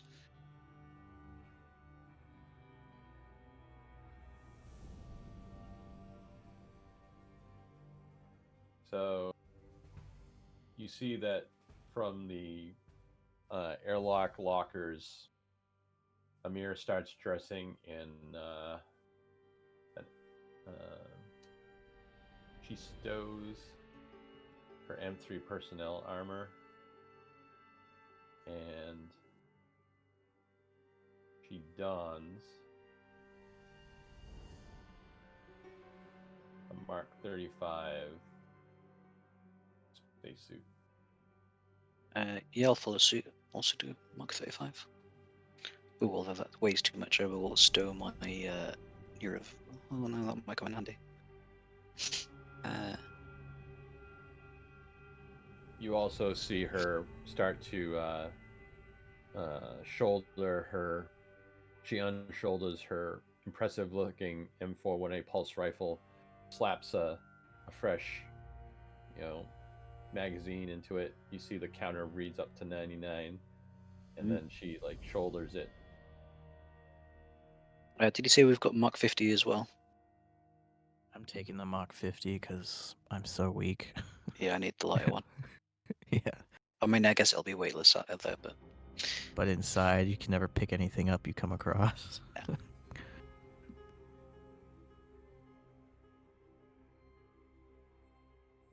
Are you able to move your token there that I pulled out?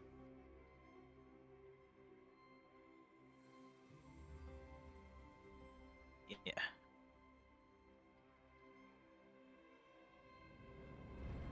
So the Mark 50 is the bulky one, right? it's No, the lighter it's- one.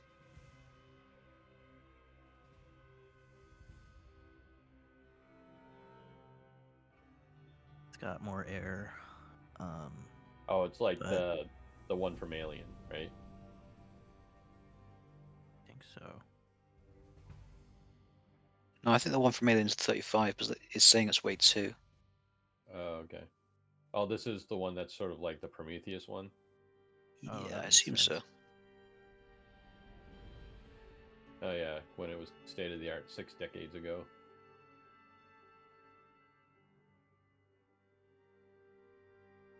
No expense spared. All right. So just make sure your suits are active in your inventory. Yep. Okay. Captain Dross, what are you doing while they're getting prepped in the airlock? Probably just stay on the bridge. Do we have like a PDAT system that we can see what they see while they're out there?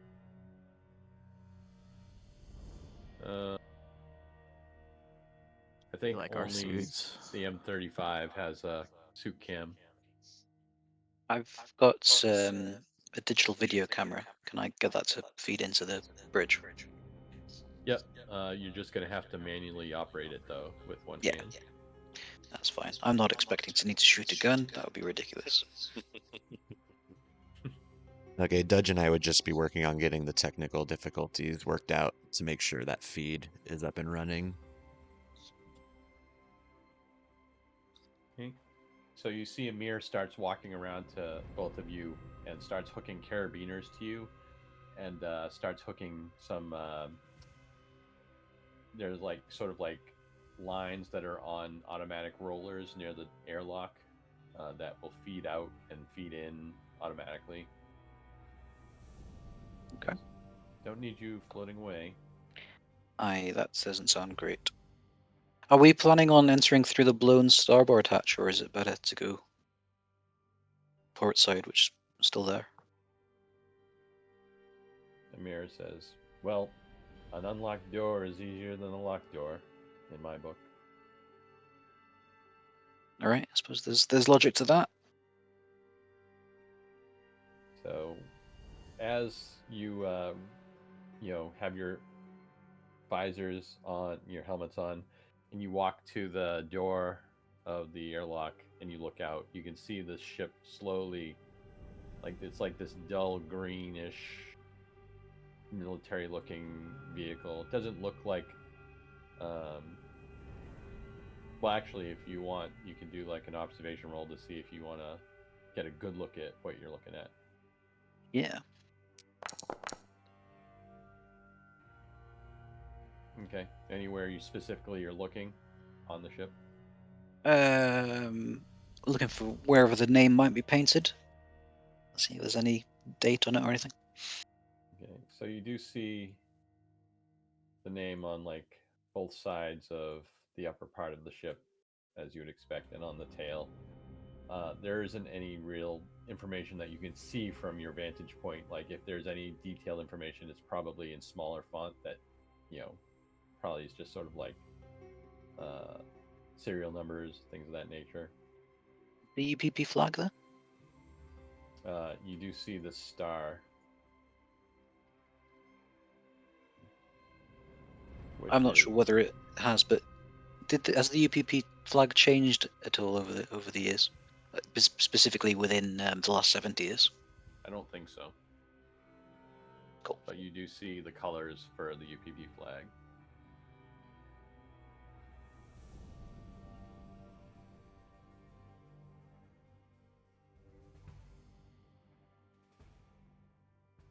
You're not sure, based on that, if it is modern or not.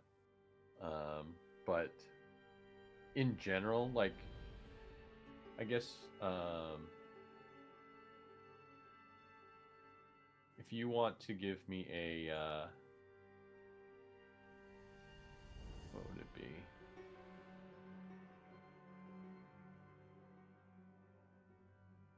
Give me another observation. Actually, just a straight wits roll.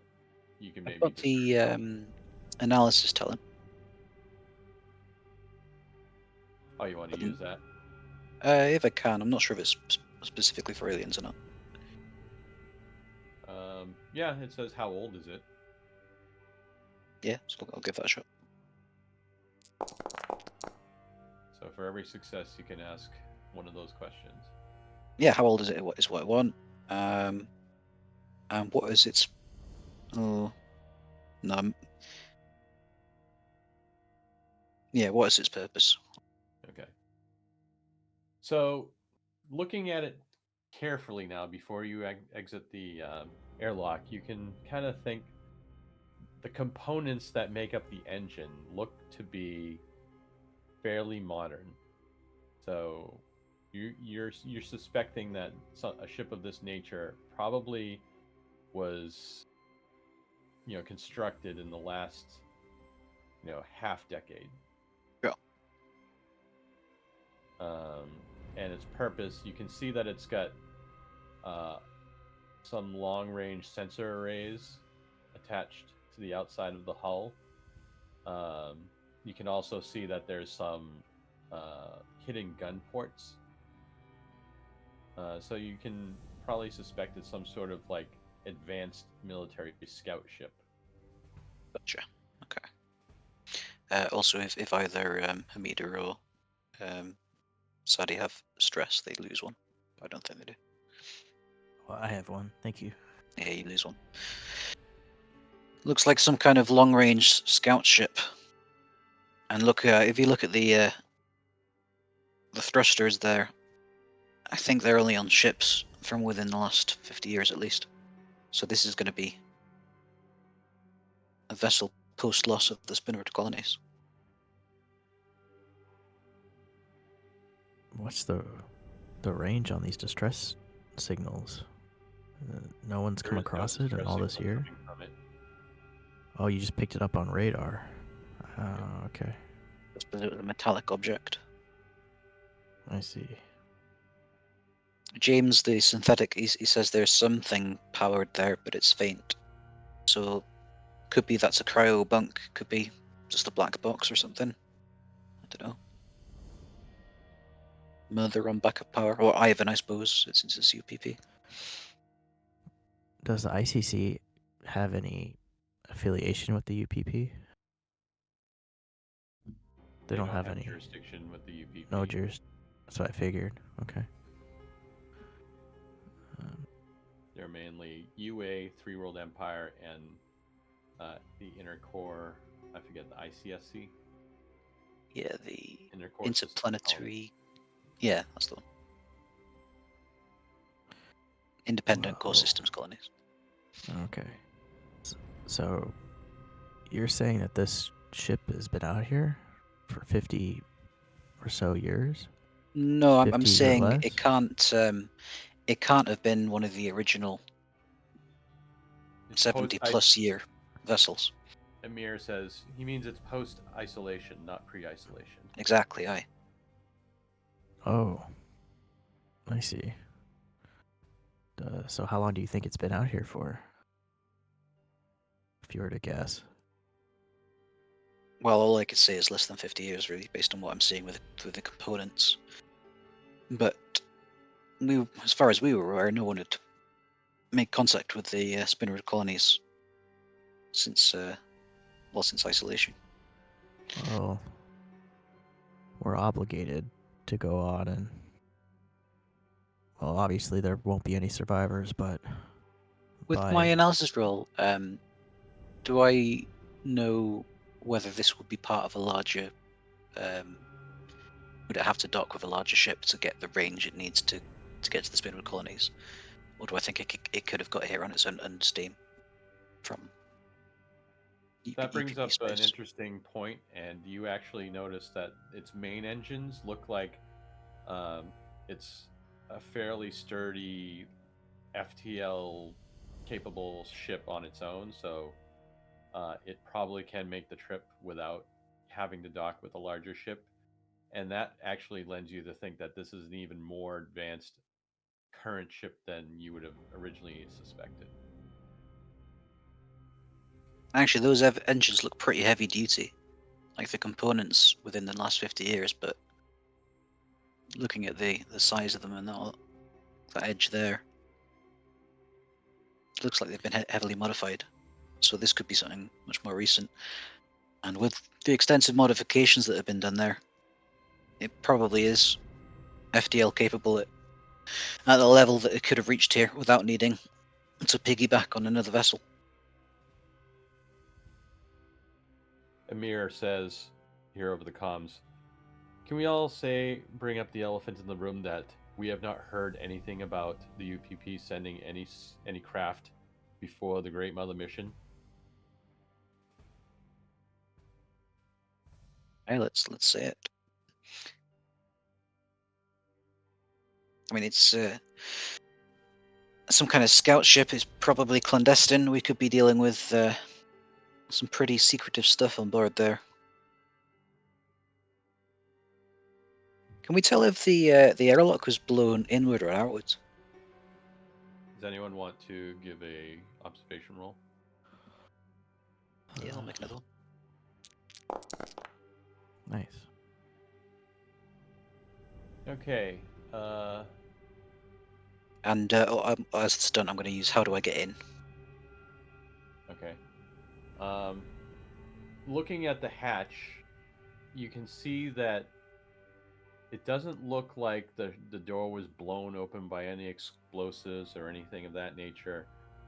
What you do notice is almost like the outer edges of the door hatch were pried open.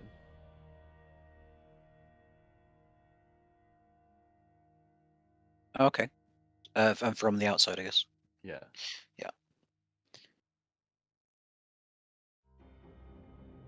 And to get in, obviously, you would just enter, or you could go around and try to either blow the other hatch or try to manually pry it open yourselves.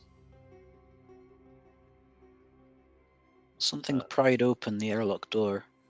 So that's probably another craft, I would have thought. One of those, what do you call it? Retractor arms.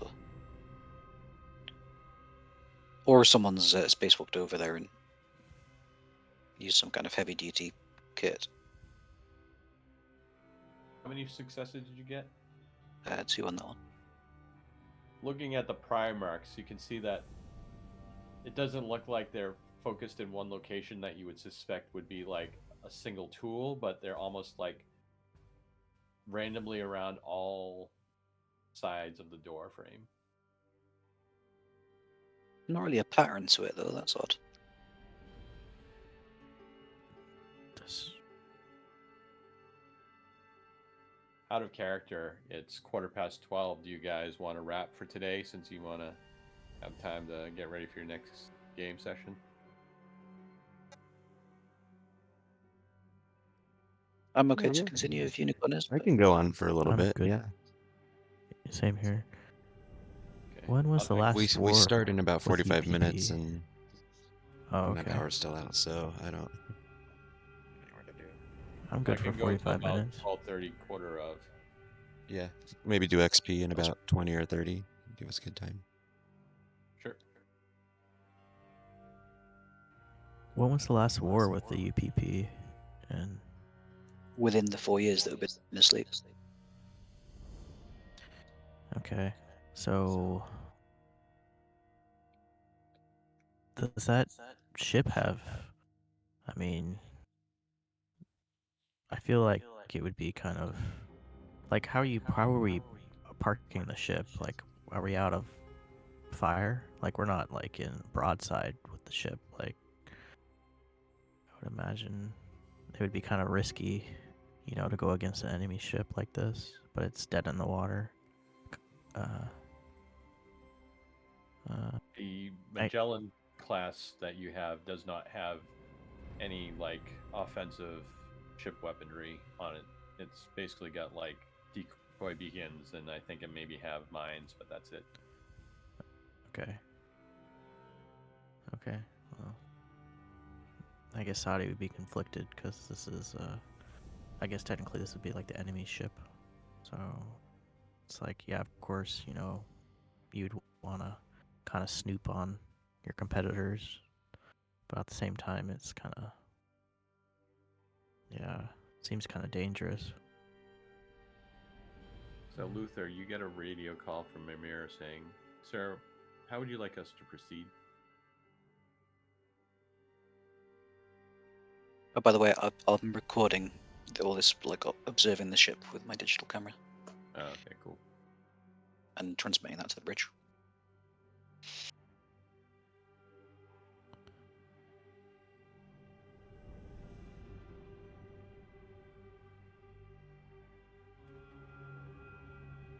What do you say to that transmission, Luther?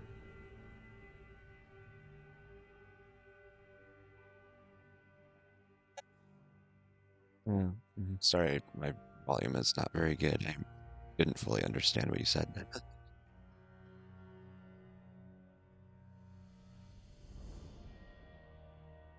How should we proceed, Captain? Carefully and cautiously. I think we need to get in there and find out what the ship is doing out here. Where do you Aye. want us to focus? They, as a group, find the bridge, download their data, and get back here. So no explorations?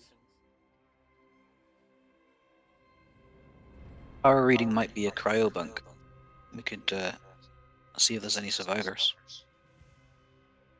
Amir's like, And I highly suggest that we stick to the plan, the captain's plan, and just get the data and leave.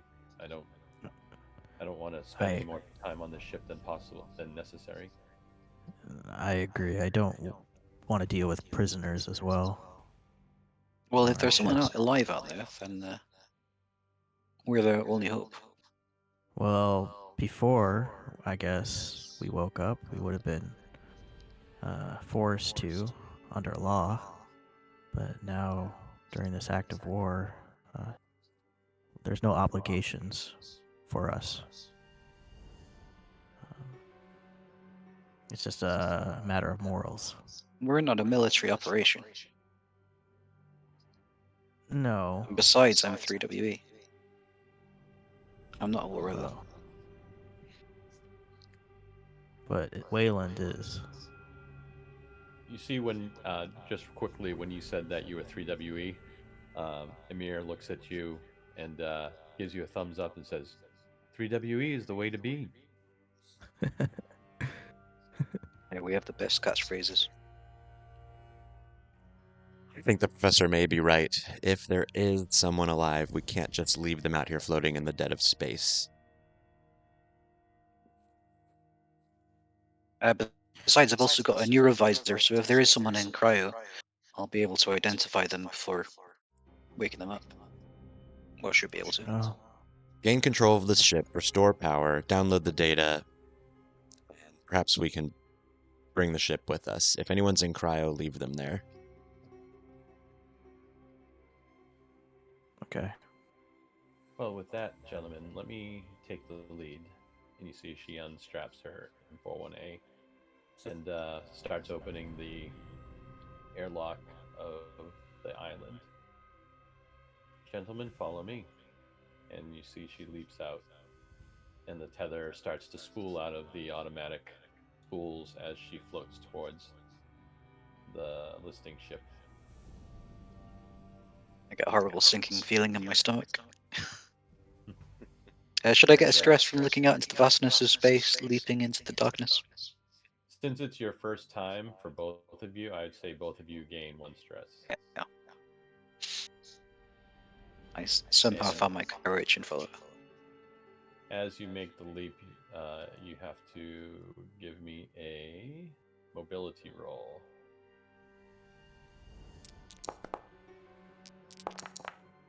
Oh, phew. Oh. I failed. Better push. Phew. There There we you go. go. All right. So you guys saw my roll, right? I got Yeah. 1 success. Yeah. All right. So first out the airlock, Amir crosses the distance and manages to hold on to a, like an external rail that's specifically for hand holding on, um,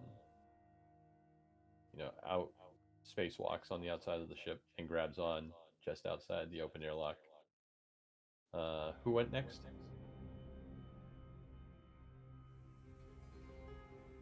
Me? Maybe? Okay, I'll say. So you're the one you had to push, right? I did, yes.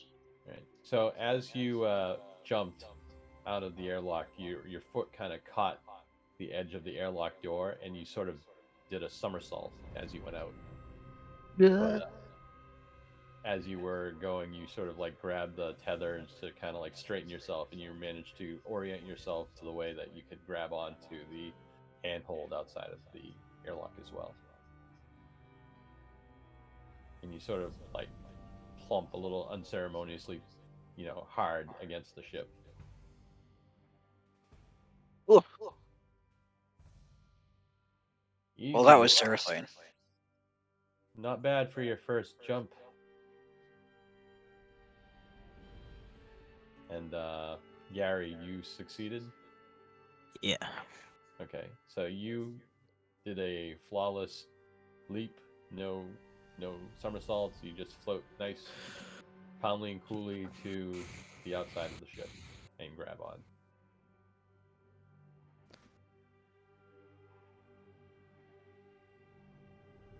I'm assuming on the other side of the airlock, or next to. There you go. You see, as you're all holding the outside of the ship,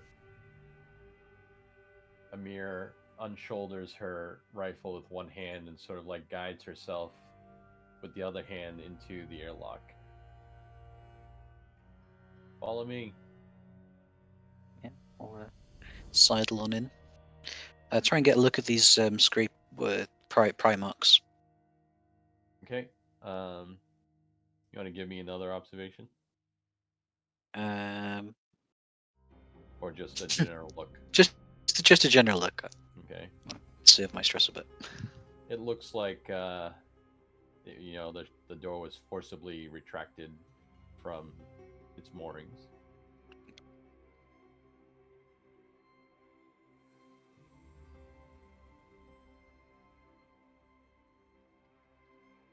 And that's what you gather without having to do it too detailed for that roll. That's okay. As you go in, you see that the inner door is also open.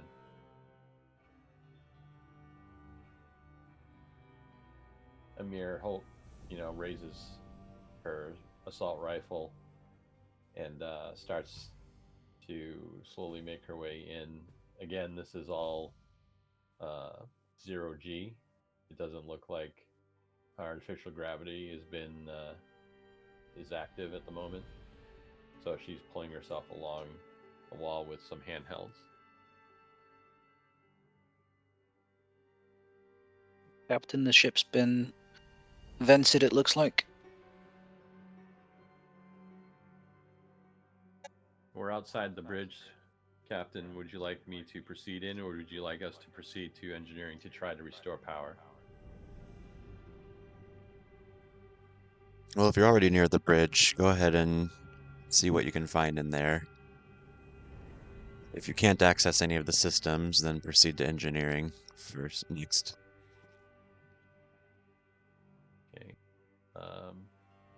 Amir sort of like moves to the side, and is sort of like looking towards the rear, towards the rest of the ship, and says, "I feel like if there's any trouble, it's going to come from this way. Do you two want to handle looking around the bridge?"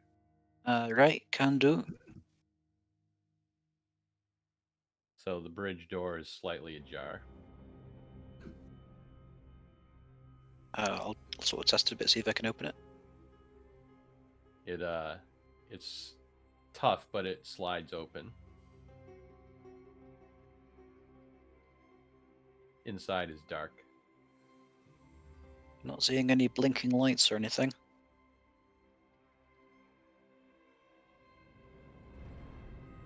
So Yeah, I'll shine the light on my digital camera, or actually, I assume my suit has a light, Yeah. like the helmet. Yeah, I'd like to shine a light around. Okay. As you look around the bridge, the first thing that you notice is that everything is scorched black, and there's like damage to all the consoles. This is There's a definitely some fire. spy stuff going on, Captain. They've torched the place. You see too that there's looks like someone is actually sitting in one of the command chairs. Your stress goes up one. Both of you. I'm seeing I think the torchlight just goes over this corpse, and then the violin music and the soundtrack goes. Meow. Yeah, you can definitely tell from your vantage point that it is a charred corpse.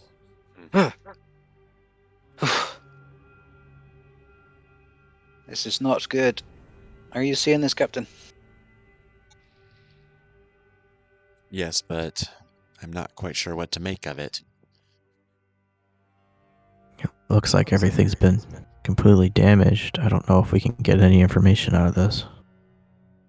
I expect that's why they Terminal. torched the bridge, to prevent any data recovery. They probably vented the reactor core if there were if there was a mutiny and they abandoned the ship. Are there Look at any the desks They're that console stations that look to have received damage, but it seems very chaotic looking in there. I don't know if you want to do any sort of investigating. Yeah, I'm gonna, try and find file cabinets that might have been spared from the heat. Look at desk drawers. Give me a observation roll while you're investigating. Nice. Go, Alright, Inspector. Good stuff. So Inspector Sadi is looking through.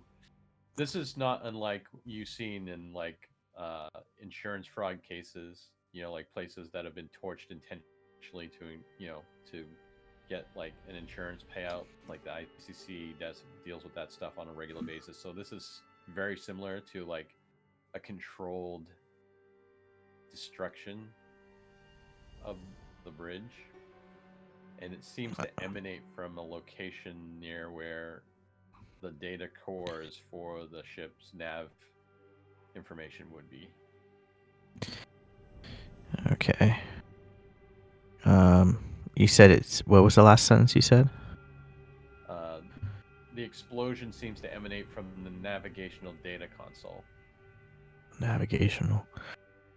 It looks like most of the damage is around this navigational console, Captain. It looks as if it was arson. I think Alex is right. This was definitely done on purpose. So, They must not have wanted anyone that found the ship to know where they were going. is there? I'm trying to find if there's any type of paper You hear or Amir data come on the discs. radio. Did you say that out loud? Sorry. Yeah. I mean, and you all said that out loud, even you, right? Yeah, I think everything's going to be channeled between the three of us and the bridge. When you mentioned that they didn't want anyone to know where they're going, you hear Amir says, "We also don't know where they've come from." Aye, that's a good point.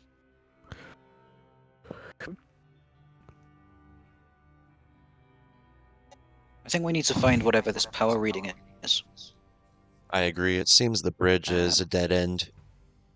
See if you can restore power to the ship and maybe find the source of the reading. Alright, we'll see what we can do. Is that your first dead body?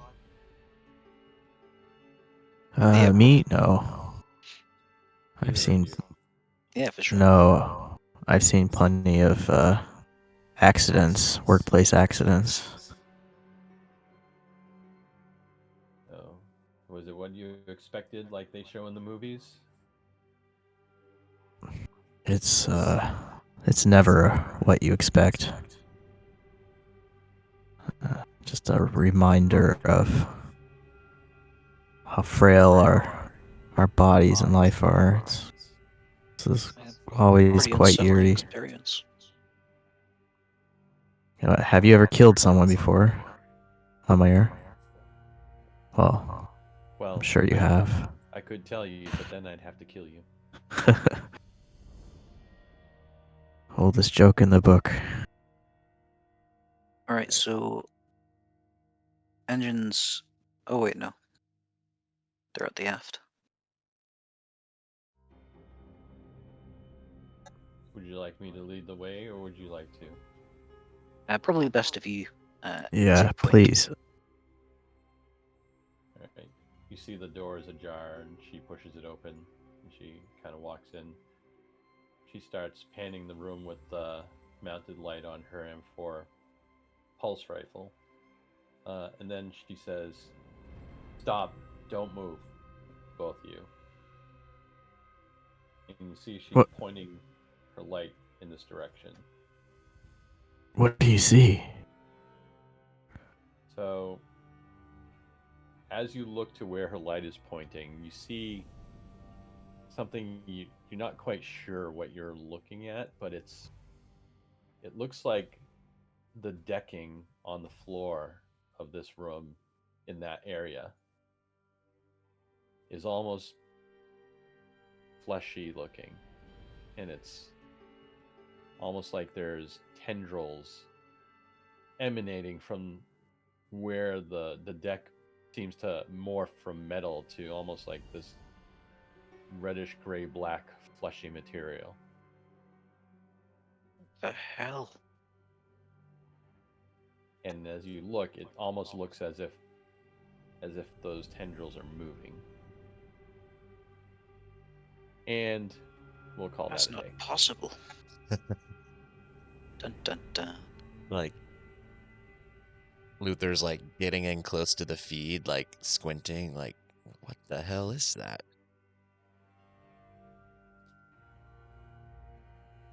And end scene. We get in stress. Yep. Everyone, even Amir, gets a stress. Perfect.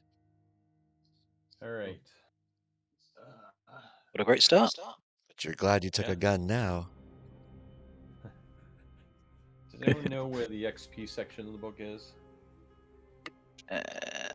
Page like 34 or something. I didn't grab my you book. are Wow. 35. So, Okay. I'm guessing it's the same. I don't think they changed anything in Building Better Worlds, did they? I haven't come across anything that. If they did, it's in the GM section. I've not seen anything. Yeah. I'll look again, like after. I don't remember seeing anything that was different, but. All right, let's do some XP. Start with. Did you participate in the game session?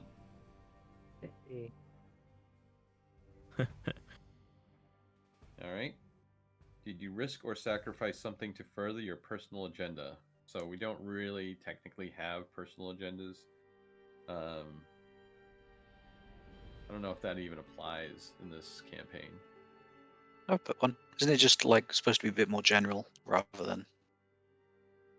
Yeah, I guess if you're doing your best to role play as a scientist or as the ICC guy or the captain, I would say, yeah, I would give So you I've guys. put study the anthropological significance of the fast Midwood colonies as my agenda. I'll give that all of you as a yes, and I'm sort of going to base that on role play. All right, next. Did you risk your life for your buddy PC? I don't know if anyone even chose a buddy. And Luther's my buddy. I you don't. want to choose I a haven't buddy chosen a while we're buddy. thinking of it, Brandon? I guess Alex. Okay. Maybe, or hold on. What are the other NPCs on here?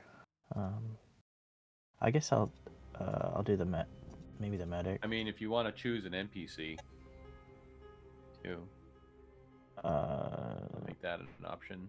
Okay. Do you want Yeah. the counselor to be your buddy?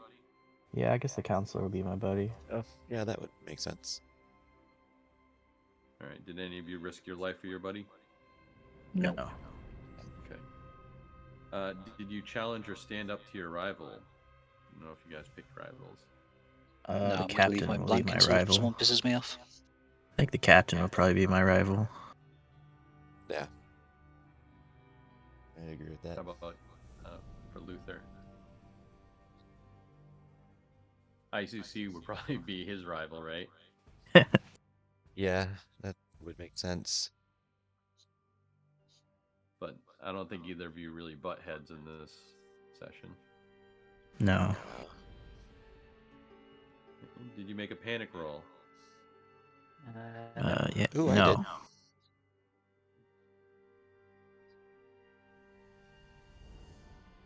Okay. Did you overcome a dangerous event using violent or non-violent means? Well, Not if you count really. spacewalk. I think that was more just happenstance than making. Yeah, I mean we were tethered. So I assume. Also, yeah, if you weren't tethered, maybe. Did you make a significant discovery or revelation? Yeah, I'd say so. Yes, I think Space Tendrils covers that. Did you perform an extraordinary action of some kind? No. No, I wouldn't say we've entered that territory yet. And did you earn any money? Not No. today. Well, mind you, actually, we've been in space for over. How often are we paid? Monthly. Hey. How long Yeah. were we traveling to this? That was at least 20, 25 days, right? 25 days. So whatever your monthly income is, you would definitely have made Well, actually, it wouldn't have been a month yet, so no. Okay. Let's quick. Let's do some gambling real quick. Just like. All right, that's it for this session. I hope you enjoyed it. Yeah, it was great. And it looks like the intrigue and the suspense is already starting to mount. Yes, it is. That was a good Yeah. roleplay session too. I have a note here that says my weekly pay is 12,000 credits. Is that actually supposed to be monthly pay? Oh, maybe it is weekly. Is Oh, it actually, weekly? no. I've got weekly on my description actually as well. That's the other thing. We have to figure out your pay rate for the ICC guy.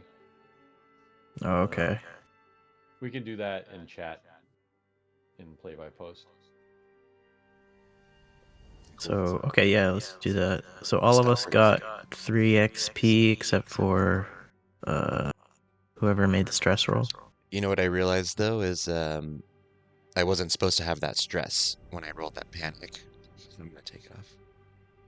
Oh, okay. So are we getting the cash? Do we get cash too? So that'd be 4. Well, like Weyland-Yutani credit. I mean, you can turn it into Does that go into our accounts rolling each week, or is it when we return to the Iliania? It'll just be building your account.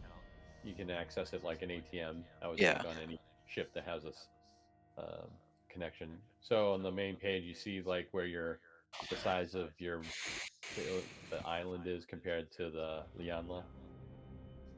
You zoom in, you can see the Magellan classes docked near the right side front of the ship. Yeah. So have we spent 3 weeks in space? Since you left the Lianla, Yeah. 3 weeks. Okay, so can we add 3 weeks' wages? Yep. Awesome. My God, I'm And rich. I guess you would earn money every week, so you get that XP.